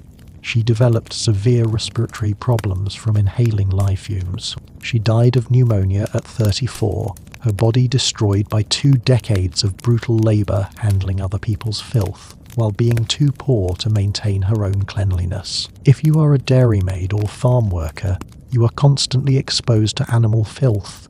You milk cows kneeling next to animals that are standing in their own manure, with their tails caked in dried feces. When the cow switches its tail, feces-covered tail hairs hit your face, your arms, your clothes. Drops of cow urine splash on you. You smell like cow manure constantly. You work in dairies where you are handling milk, cream and cheese food products that you are touching with hands that have touched cow manure, that have never been properly washed. You are spreading fecal bacteria into food that people will eat. You don't know about bacteria, so you don't understand why people get sick. But the contamination is happening constantly. You live in close quarters with animals, sometimes sleeping in the same buildings as cows, pigs, or chickens. You breathe the ammonia from animal urine.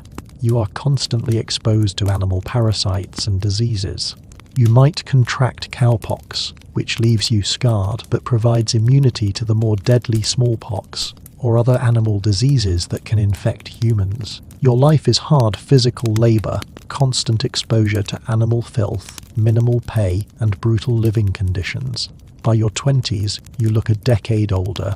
By your 30s, your body is already failing from the accumulated damage. If you are a tavern keeper or barmaid, you are serving food and drink with unwashed hands while working in environments thick with tobacco smoke, spilled alcohol, and customers' body odour. You are groped by drunk customers, exposed to violence, sometimes pressured or forced into sex. You might supplement your income with prostitution, exposing yourself to all the sexual health horrors that entails. You work long hours, often 14 to 16 H-hours per Dalton Y, serving drinks, cleaning up vomit, dealing with aggressive drunks. You are on your feet constantly. Your legs develop varicose veins from the constant standing. Your feet are swollen and painful. You never get enough sleep. Your health deteriorates from the combination of overwork, stress, and constant exposure to sick customers. Dorothy Clark, a barmaid in a London tavern, worked from age 16 until her death at 29 in 1756. According to records analysed by Dr. Peter Earle, Dorothy served drinks to crowds of men in a smoky tavern near the docks. She was expected to tolerate groping and verbal abuse as part of her job. She contracted gonorrhea at age 20, probably from being assaulted by a customer or coerced into sex. The infection caused chronic pelvic pain and discharge. She continued working despite being constantly unwell. She became pregnant at 27, the father unknown, and continued working through her pregnancy because she had no choice. She developed eclampsia, toxemia of pregnancy, and died during a seizure 2 days before her due date, dying on the tavern floor during her work shift. Her baby died with her. Her life was spent serving others while her own body was neglected, abused, and destroyed. Let's discuss the experience of pregnancy complications beyond birth itself. You are pregnant, but something is wrong. You have hyperemesis, gravidarum, severe pregnancy nausea and vomiting. You vomit dozens of times. Per Dalton Yev, you can't keep food or water down. You are losing weight instead of gaining during pregnancy. You vomit into a bucket next to your bed. The bucket fills with acidic vomit. The smell makes you vomit more, a vicious cycle. No one empties the bucket frequently enough. You are surrounded by the smell of your own vomit. Your throat is raw from the constant vomiting. Your teeth are damaged by repeated exposure to stomach acid. You are desperately thirsty but can't keep water down. You become severely dehydrated. Your skin loses elasticity. Your eyes sink into your head. Your lips crack and bleed.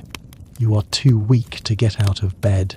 You might miscarry from the severe dehydration and malnutrition, or you might continue the pregnancy in this state of near starvation, your body consuming itself to feed the growing fetus. If the pregnancy continues, the baby is often underweight because you couldn't nourish it properly. You are skeletal by the time you give birth, your body depleted.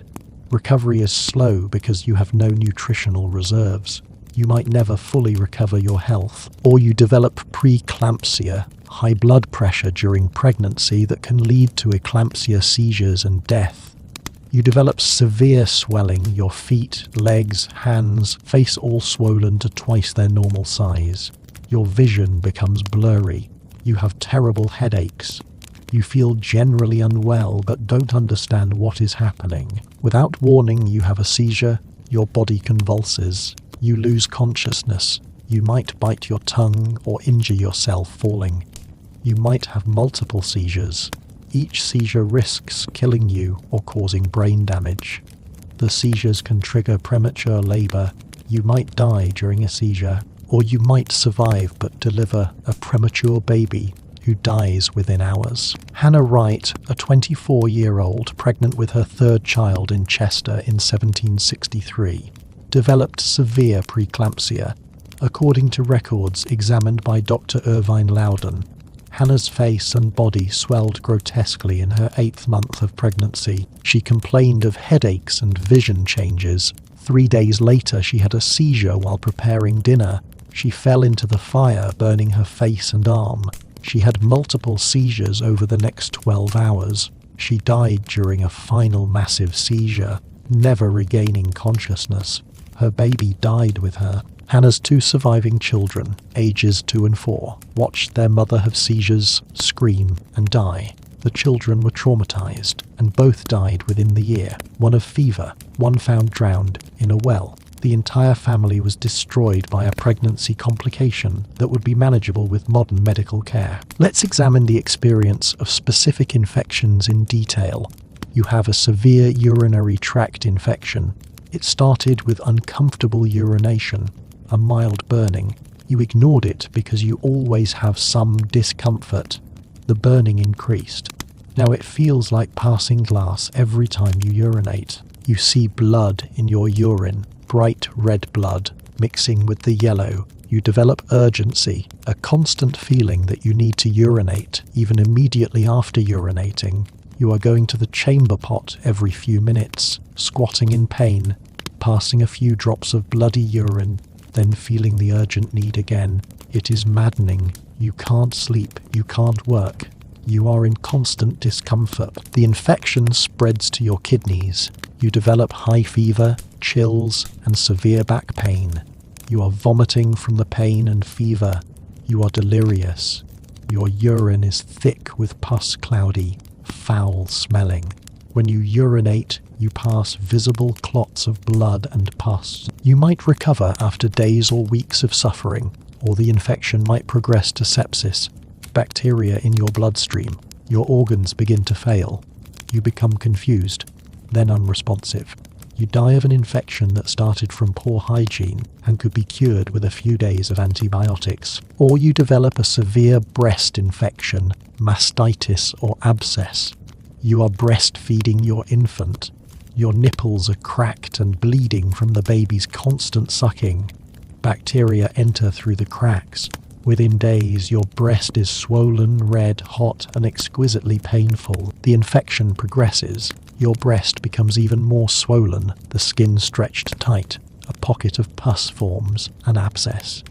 The abscess grows until your breast is twice its normal size. The pain is unbearable, a constant throbbing, burning agony.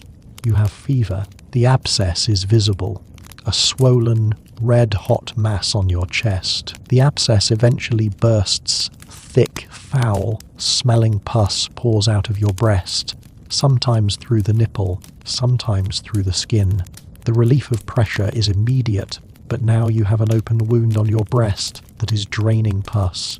The wound takes weeks to heal. It might become infected again. You are left with scarring and sometimes permanent damage to milk ducts. But you still have to nurse your baby. You have no alternative. There is no infant formula, so you continue breastfeeding through the pain, the infection, the drainage. Your baby is nursing from an infected, pus-draining breast. The baby might become sick from ingesting bacteria, but you have no choice. Catherine Hughes, a 26-year-old mother in Dublin, developed a severe breast abscess while nursing her second child in 1752.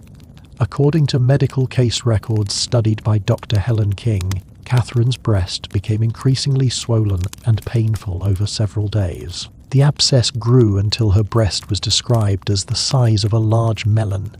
She was in such agony she couldn't sleep or tolerate clothing touching the breast. A barber surgeon was finally called. He lanced the abscess without any anesthesia, cutting it open while Catherine was held down by her husband and a neighbour. She screamed throughout the procedure.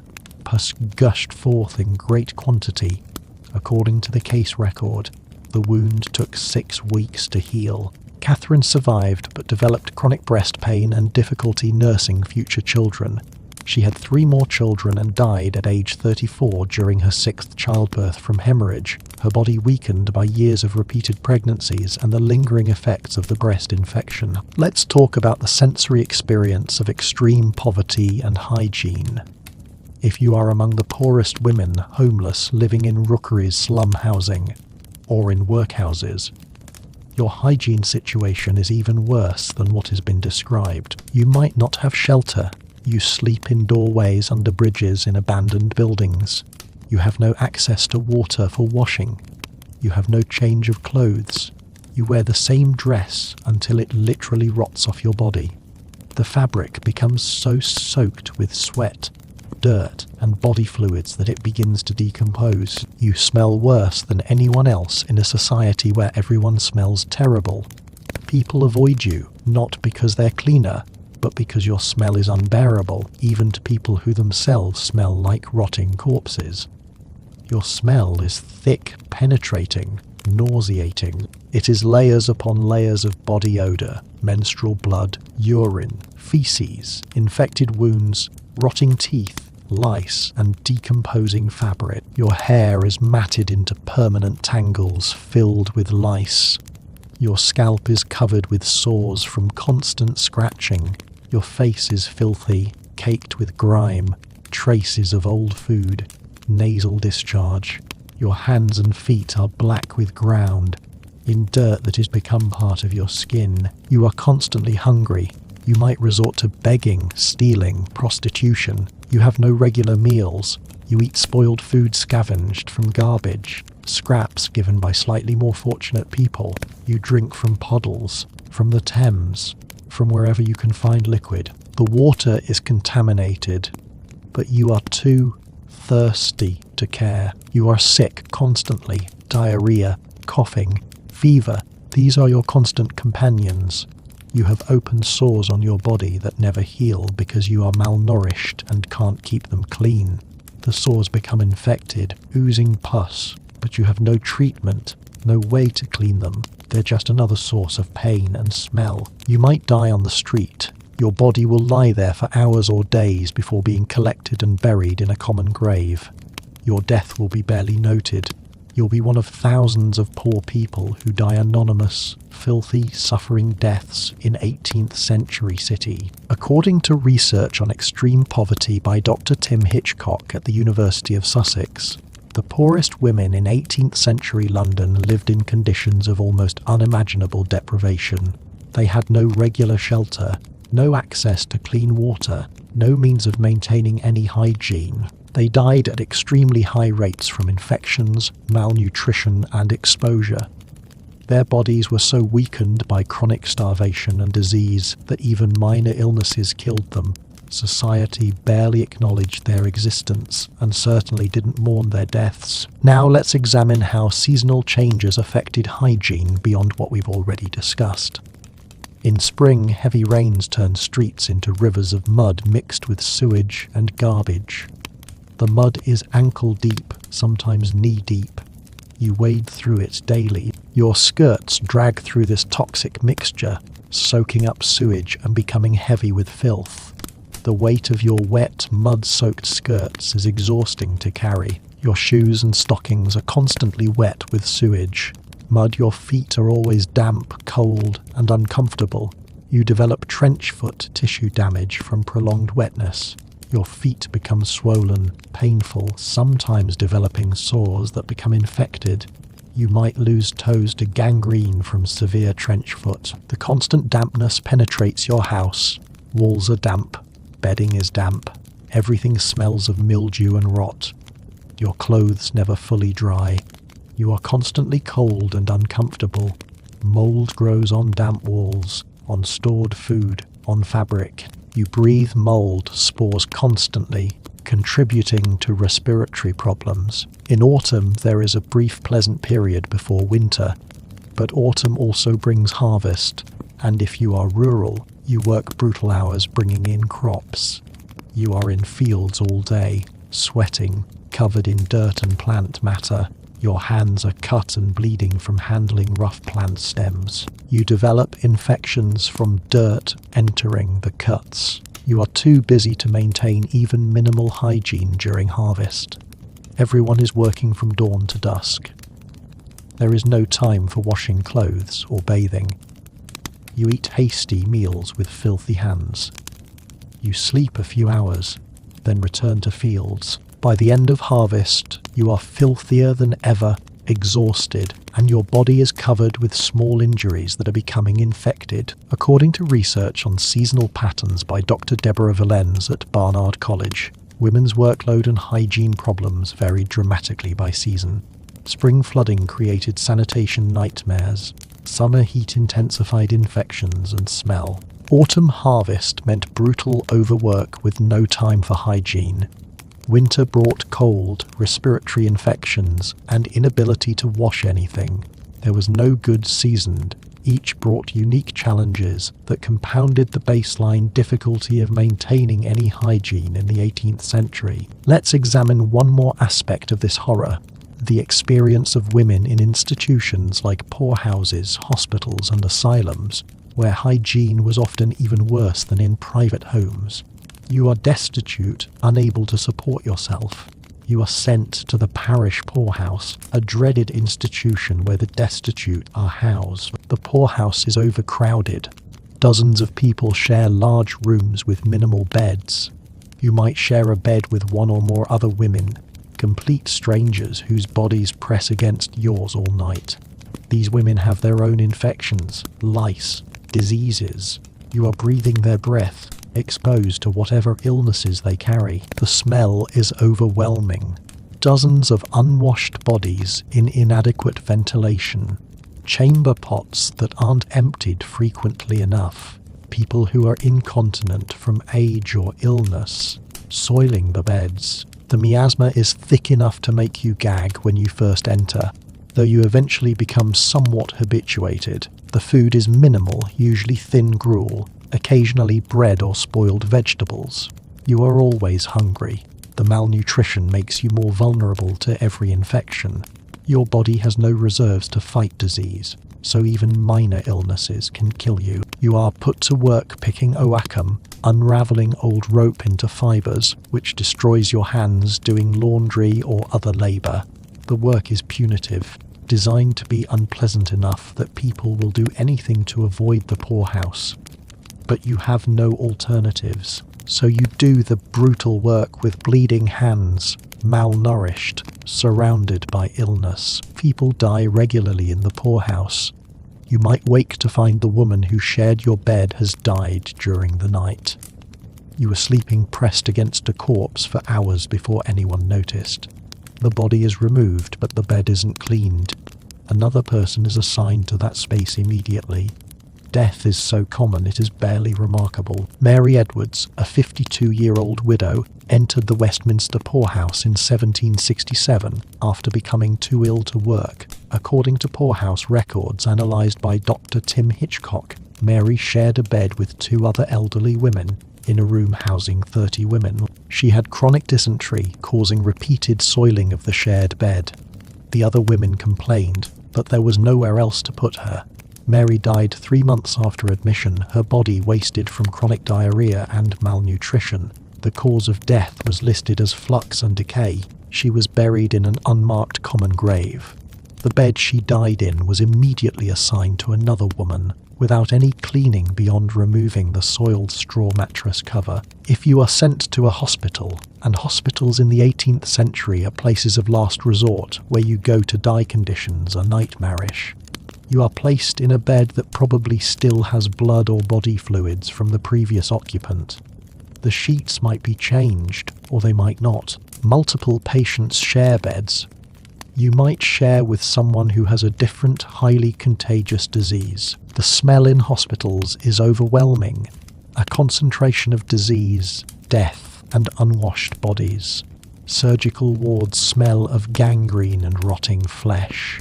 Medical wards smell of fever, sweat, and various bodily discharges. The smell of death is everywhere because many patients die, and bodies aren't always removed immediately. Nurses are often untrained, sometimes former patients who stayed on to work, sometimes women of low character who couldn't find other employment. They don't understand disease transmission. They move from patient to patient without washing hands, spreading infections. They might be drunk on duty, stealing from patients, or simply neglectful. Medical treatment often makes patients worse. Bloodletting weakens patients who are already ill. Treatments are based on wrong theories and often harmful. Patients come to the hospital with one disease and contract additional diseases from other patients and contaminated environment.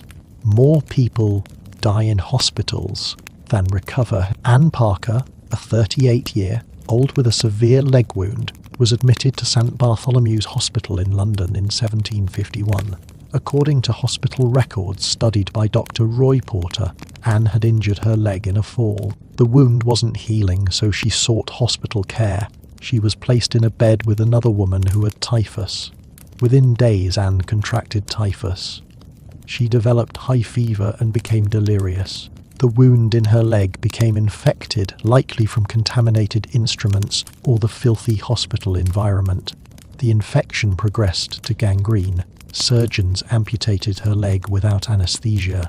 She survived the surgery, but died of fever 2 days later. She entered the hospital with a treatable wound and left as a corpse, killed by the hospital's contaminated environment and harmful treatments. Mental asylums are perhaps the worst institutions. If you are diagnosed with madness or hysteria, which could mean actual mental illness, or could mean you are simply inconvenient to your family, you might be committed to an asylum. Conditions are medieval. You are confined with dozens of other women deemed mad. Some are violent, some catatonic, some simply confused or depressed. All are unwashed, most are ill-clothed or even naked. The smell is beyond description. The concentrated stench of unwashed bodies, menstrual blood, urine and feces. Many inmates are incontinent or soil themselves because they're not taken to chamber pots frequently enough. You might be restrained, chained to a wall, or locked in a tiny cell. You lie in your own waste because no one cleans you. You develop bed sores, pressure ulcers that go down to the bone. These become infected.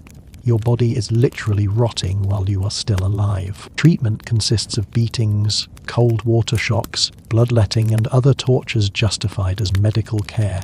No one addresses your mental state or tries to understand what is wrong. You are simply confined in horrific conditions until you either become docile or die. Jane Wilson, a 44-year-old woman, was committed to Bedlam, Bethlem Royal Hospital, London's mental asylum, in 1760 after experiencing what was probably postpartum depression following her 6th childbirth. According to asylum records examined by Dr. Roy Porter, Jane was described as melancholic and refusing to eat. Her family committed her. She was chained in a cell with 3 other women, provided minimal food, never allowed to bathe or change clothes. She developed severe bed sores from lying on stone flooring. The sores became gangrenous. She died of infection 9 months after admission, having never received any treatment that might have helped her actual mental state. She was buried in the asylum's graveyard, her grave unmarked. Her 6 children, including the newborn whose birth triggered her depression, never saw her again after her commitment. According to research on institutional care by Dr. Leonard Smith at the University of London, institutions in the 18th century often made people sicker rather than helping them. The combination of overcrowding, poor hygiene, inadequate food, harsh treatment, and lack of medical understanding meant that entering an institution was often a death sentence. Women were particularly vulnerable to being institutionalized for mental illness, for poverty, for moral transgressions like having children outside marriage. Once institutionalized, they lived in conditions worse than almost any private dwelling, surrounded by filth, disease and despair, until they died. Let's now consider the long-term physical damage that accumulated over a lifetime of poor hygiene and how this affected women's bodies as they aged. You are 40 years old if you've survived this long, which is remarkable. Your body is damaged in countless ways. Your teeth are mostly gone, rotted and fallen out or extracted due to pain. You can barely chew solid food. You eat soft foods, bread soaked in liquid, porridge, perhaps mashed vegetables.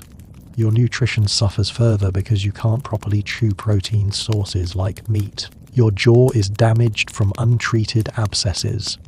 Your face has a collapsed, shrunken appearance from tooth loss. Your spine is curved from years of heavy labor and poor nutrition causing bone problems. You are several inches shorter than you were in youth because your vertebrae have compressed. You have chronic back pain that never subsides. Standing fully upright is difficult. You walk hunched over, looking elderly though you are only middle-aged. Your hands are gnarled with arthritis from years of harsh physical work in cold, damp conditions. Your fingers don't fully straighten. Grasping things is painful and difficult. Your hands are scarred from countless cuts and burns from cooking, fire tending, and manual labor. Some fingers might be missing from accidents or infections that led to amputation. Your reproductive system is devastated by multiple pregnancies and chronic infections. Your uterus has prolapsed, hanging down into or outside your vagina. Your bladder has prolapsed. You have urinary incontinence, leaking urine whenever you cough, laugh, or exert yourself. You smell of urine constantly, despite any efforts to stay clean. You've accepted this as your permanent state. Your legs have severe varicose veins from pregnancies and years of standing work. The veins are visible as bulging, twisted cords under your skin. Your legs ache constantly. Sometimes the varicose veins ulcerate, developing open sores that won't heal. These venous ulcers ooze fluid and smell terrible. They persist for years, sometimes for the rest of your life. You have chronic respiratory problems from a lifetime of breathing, smoke, dust, and disease. You cough constantly, bringing up thick phlegm. You can't breathe deeply. Climbing stairs leaves you gasping. You might have tuberculosis in its chronic form, slowly destroying your lungs over years. Your vision has deteriorated. You might be developing cataracts, clouding of the lens that gradually blinds you. There is no treatment. You'll eventually be completely blind, dependent on others for everything, unable to work or care for yourself. Your body is a catalogue of suffering, every system damaged, every part painful, nothing functioning as it should. You have maybe another 5 or 10 years of this suffering before death finally releases you, and through all of this, the fundamental uncleanliness continues. You still can't bathe properly. You still have chronic infections. Your body still hurts, still smells, still betrays you constantly. The suffering doesn't end until death. Rebecca Foster, who lived to the remarkable age of 56 before dying in 1774 in rural Yorkshire, left behind a document analysed by historian Dr. Amanda Vickery. It was a letter to her daughter describing her physical state. Rebecca wrote about having only 6 teeth remaining, constant pain in my lower parts from something fallen, legs so swelled and pained I can barely walk, and a cough that brings up blood. She described being unable to do the physical work she'd done all her life, being dependent on her daughter's care and being wary of this painful existence.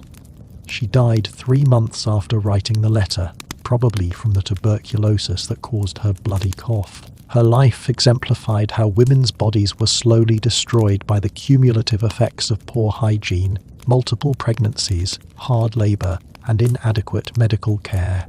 Even those who survived to older ages lived those final years in tremendous suffering. Now let's examine death and burial practices, because even in death, hygiene failures continued. You are dying, maybe from puerperal fever, maybe from typhus, maybe from old age and accumulated illnesses. You are lying in your bed, which hasn't been changed in weeks. The sheets are soaked with your sweat, your body fluids, the evidence of your illness. As you approach death, you lose control of your body. You urinate and defecate involuntarily. No one cleans you immediately. They're either too busy, too disgusted, or waiting for you to actually die before handling your body. You lie in your own waste for your final hours. Too weak to care, too far gone to feel shame, you die. Your body remains in bed while someone goes to arrange burial. In summer, your body starts to decompose within hours. The smell is terrible. The distinctive sweet rotten smell of decaying human flesh. Fluids leak from your body, from your mouth, your rectum, your vagina, if you are female. These fluids soak into the bedding, the mattress. Your body is washed, usually by female relatives or neighbors who perform this final service. But the washing is minimal. They might wipe your face and hands, clean away the most obvious soiling. Your genitals aren't thoroughly cleaned. The layers of filth you accumulated during life remain on your body in death. You are dressed in a shroud, a simple cloth wrapping. Then you are placed in a coffin, if your family can afford one, or simply wrapped in the shroud if they can't. The coffin is kept in the house for a wake. Visitors come to pay respects, viewing your corpse in your home. In summer, your body decomposes visibly during the wake. You bloat with decomposition gases. Your skin turns colors green, purple, black. Fluids leak from your orifices. The smell becomes overwhelming, the unmistakable smell of death that pervades your house. But the wake continues, because it is tradition. Your family endures the smell of your rotting corpse. For days before burial, you are buried in a churchyard. If your family has money, you get an individual grave. If they're poor, you are buried in a common grave with multiple other bodies. The graves are shallow, sometimes only a few feet deep. Bodies are stacked on top of each other. As more bodies are added, earlier bodies are displaced, bones pushed aside to make room. The graveyard smells of death, in summer especially. The smell of decomposing bodies rises from the ground. Gravediggers regularly uncover partially decomposed bodies while digging new graves. They just push the old bones aside and pile them in charnel houses or at the edges of the graveyard. Elizabeth Parsons, aged 28, died of puerperal fever in Bristol in 1765, according to burial records examined by Dr. Julie Rugg at the University of York. Elizabeth died 6 days after giving birth. Her body remained in her house for 3 days during a summer heat wave, while family arranged burial. Neighbours complained about the smell. She was buried in the parish churchyard in a common grave that already contained 4 other bodies. The gravedigger's notes mentioned that the grave was full putrid, because previous bodies hadn't fully decomposed before Elizabeth's burial. Her body was added to the mass of decomposing flesh in the shallow grave. 2 years later, when the grave was reopened for another burial, Elizabeth's bones were pushed aside, partially excavated, and left exposed at the edge of the pit. Her skull was later found by children playing in the graveyard and placed in the charnel house with hundreds of other anonymous bones. According to research on historical burial practices by Dr. Peter Jupp at Bath Spa University, urban churchyards in the 18th century were overcrowded, poorly maintained, and serious public health hazards. Bodies were buried too shallowly. graves were reused too quickly before previous occupants had fully decomposed, and the constant disturbance of partially decomposed remains created horrific conditions. Women who died in childbirth or from gynecological infections were buried in the same condition they died in, unwashed, soiled, infected, adding their diseased bodies to the general miasma of death. Now, let's examine rare exceptions. The few women who tried to maintain better hygiene despite social and practical obstacles. These women were considered eccentric, possibly mad, and definitely transgressive, but their experiences show that some women understood, even without germ theory, that cleanliness correlated with health. Lady Mary Wortley Montagu, an English aristocrat, 1689 to 1762, travelled extensively in the Ottoman Empire and noted that Turkish women bathed frequently in hammams, bathhouses. She wrote in her letters that Turkish women bathed weekly or even more often and seemed healthier than English women. When she returned to England, she scandalised society by advocating for more frequent bathing and introducing smallpox inoculation, which she'd learned about in Turkey. Lady Mary built a bathing room in her London house with a large tub that could be filled with heated water. She bathed weekly, an almost unheard of frequency for English women of her era. Her contemporaries thought she was bizarre. Some thought the bathing was evidence of sexual perversion. Others thought she would make herself ill by exposing her body to water so frequently. According to biographical research by historian Dr. Isabel Grundy at the University of Alberta, Lady Mary maintained her bathing habits despite social disapproval. She lived to age 73, a remarkable age for the era, and credited her longevity partly to her hygiene practices. However, she couldn't convince most English women to follow her example. The medical establishment continued to insist that frequent bathing was dangerous, and most women couldn't afford the labour and fuel costs of regular baths, even if they wanted to. Some Quaker women maintained higher hygiene standards based on religious beliefs about cleanliness and simplicity. Quakers valued plain, clean clothing over elaborate, soiled fashion. Quaker women might wash their simple linen clothing more frequently than fashionable women washed their elaborate gowns. Some Quaker households emphasized cleanliness as a spiritual practice, but even Quaker women couldn't achieve modern hygiene standards. They still lacked running water, efficient laundry technology, understanding of disease transmission. They still menstruated into rags, still rarely bathed their bodies fully, still lived in an era when true cleanliness was practically impossible. Susanna Johnson, a Quaker woman living in Philadelphia in the 1760s, kept a diary that was analysed by historian Dr. Caroline Winterer at Stanford University. Susanna wrote about her efforts to maintain clothing and bedding, noting that she felt spiritually better when her physical environment was clean. She washed her shifts weekly, far more often than most women. She aired her bedding daily when weather permitted. She tried to bathe monthly, weather and circumstances permitting. But even Susanna's diary reveals the limits of 18th century hygiene. She contracted a vaginal infection that caused foul discharge and pain. She tried various herbal remedies and vinegar douches, but the infection persisted for months. She had chronic tooth pain from decay. She described her menstrual rags as never quite sweet, no matter how she washed them. Despite her exceptional efforts at cleanliness, she still suffered the same infections, pain, and bodily discomfort as women who made no special hygiene efforts. The point is that individual effort could only achieve marginal improvement. Without modern sanitation infrastructure, without understanding of disease transmission, without effective technology for washing and hygiene, even the most conscientious woman couldn't escape the fundamentaliness of 18th century life. Now let's look at the transition to the 19th century and the earliest hygiene reforms, because change came slowly and was initially resisted. The 1800s brought gradual shifts in hygiene understanding and practice, though real improvement took decades. The germ theory of disease began to develop in the mid-1800s.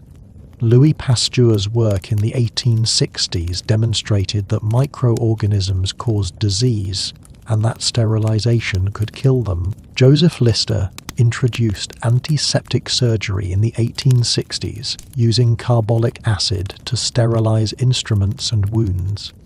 These discoveries revolutionized medical understanding, but these discoveries came too late for women of the 1700s and early 1800s. And even after germ theory was established, it took decades for practices to change. Doctors resisted hand washing even after evidence showed it prevented disease. Ignaz Semmelweis in the 1840s proved that doctors washing hands before attending childbirth dramatically reduced puerperal fever deaths. But the medical establishment rejected his findings and drove him to a mental asylum. Women continued to die from puerperal fever caused by doctors' unwashed hands for decades after Semmelweis proved hand washing worked. The medical establishment was too proud to admit that they had been killing patients through their own unwashed hands. Thousands of women died unnecessarily because doctors refused to wash. Municipal sanitation improvements began slowly in the 1800s. London began building sewers to carry waste away from the city rather than dumping it in the Thames or letting it run through streets. But these projects took decades and didn't reach most of the population until late in the century. Running water in homes began to appear in the 1800s for wealthy families, but didn't reach most households until the 20th century. The majority of people still carried water from wells or standpipes until the late 1800s or early 1900s. Without running water, hygiene remained difficult, no matter how much people understood its importance. Menstrual product development crept forward slowly. The first commercially manufactured menstrual pads appeared in the late 1800s, but they were expensive and many women continued using homemade rags well into the 1900s. Tampons weren't invented until the 1930s. For the vast majority of human history, women bled into inadequately washed rags and endured the infections and discomfort that resulted. Clothing fashions began to simplify slightly in the 1800s. The elaborate stays of the 1700s were replaced by less rigid corsets, though tight lacing continued. Women gradually began to wear more washable clothing. By the late 1800s, shirt-waists, washable blouses became popular, allowing women to change their upper garments more frequently without requiring a full wardrobe of expensive dresses. According to research on hygiene reform by Dr. Virginia Smith at the University of London, the transition from 18th century filth to modern hygiene took more than a century. It required technological advances, running water, sewage systems, washing machines, scientific understanding, germ theory, antisepsis, social changes, acceptance of bathing, changes in fashion to more washable clothes, and economic development, making soap, clean water, and laundry services affordable. The women of the 1700s lived and died before any of these improvements existed. They suffered in an era when hygiene was practically impossible, where the best efforts still resulted in chronic infections and discomfort, where the normal state of existence was to be filthy, smelly, infected, and uncomfortable all the time. Let's reflect on the full horror of what we've explored. You are an 18th century woman. From your first menstrual period to your death, your body is a source of constant discomfort, pain, and disease. You never feel clean because you are never clean. You never feel comfortable in your body because your body hurts constantly. Your genitals burn with chronic infections. Your scalp itches with lice. Your teeth ache from decay. Your skin crawls with irritation from filthy clothes. Your stomach hurts from constipation and indigestion. Your lungs struggle to breathe through stays that restrict your chest. Your muscles ache from chronic malnutrition and overwork. You smell terrible. You are aware that you smell terrible. Everyone around you smells terrible too. But that doesn't make you feel better about your own stench. You are embarrassed by your body's smells and secretions, but you have no way to control them. You just endure the shame and discomfort. You are sick frequently. Colds, infections, stomach ailments, mysterious fevers. You are never fully healthy, Your normal state is to feel vaguely unwell, to have some part of your body hurting or malfunctioning. True health, true comfort, true cleanliness. These are foreign concepts. You've never experienced them, and never will. If you survive childhood diseases, you might live to your 30s or 40s. You'll spend those decades in various states of pregnancy, lactation, and recovery from childbirth. Or if you don't have children, you'll spend them working hard physical labor that destroys your body in different ways. Every year adds new aches, new chronic problems, new sources of discomfort. You watch friends and family die from diseases that could be prevented with basic hygiene. You watch women die in childbirth from infections that hand washing could prevent. You watch children die from diarrhea that clean water could prevent. But you don't know this. You think death is just the natural order, that suffering is inevitable, that this is simply how life is. You have no frame of reference for how much better life could be. You don't know that in the future women will bathe daily, change their clothes daily, have products designed for menstrual hygiene, have medicine to treat infections, have dental care to prevent tooth decay. You can't imagine a world where your body doesn't hurt constantly, where you feel clean and comfortable, where you don't smell like death. You die maybe from childbirth, maybe from an infection, maybe from accumulated illnesses and exhaustion. You die in the same filth you lived in. Your last breaths are in a filthy bed, your body unwashed, surrounded by the smells and discomforts that defined your entire existence. You never knew anything different.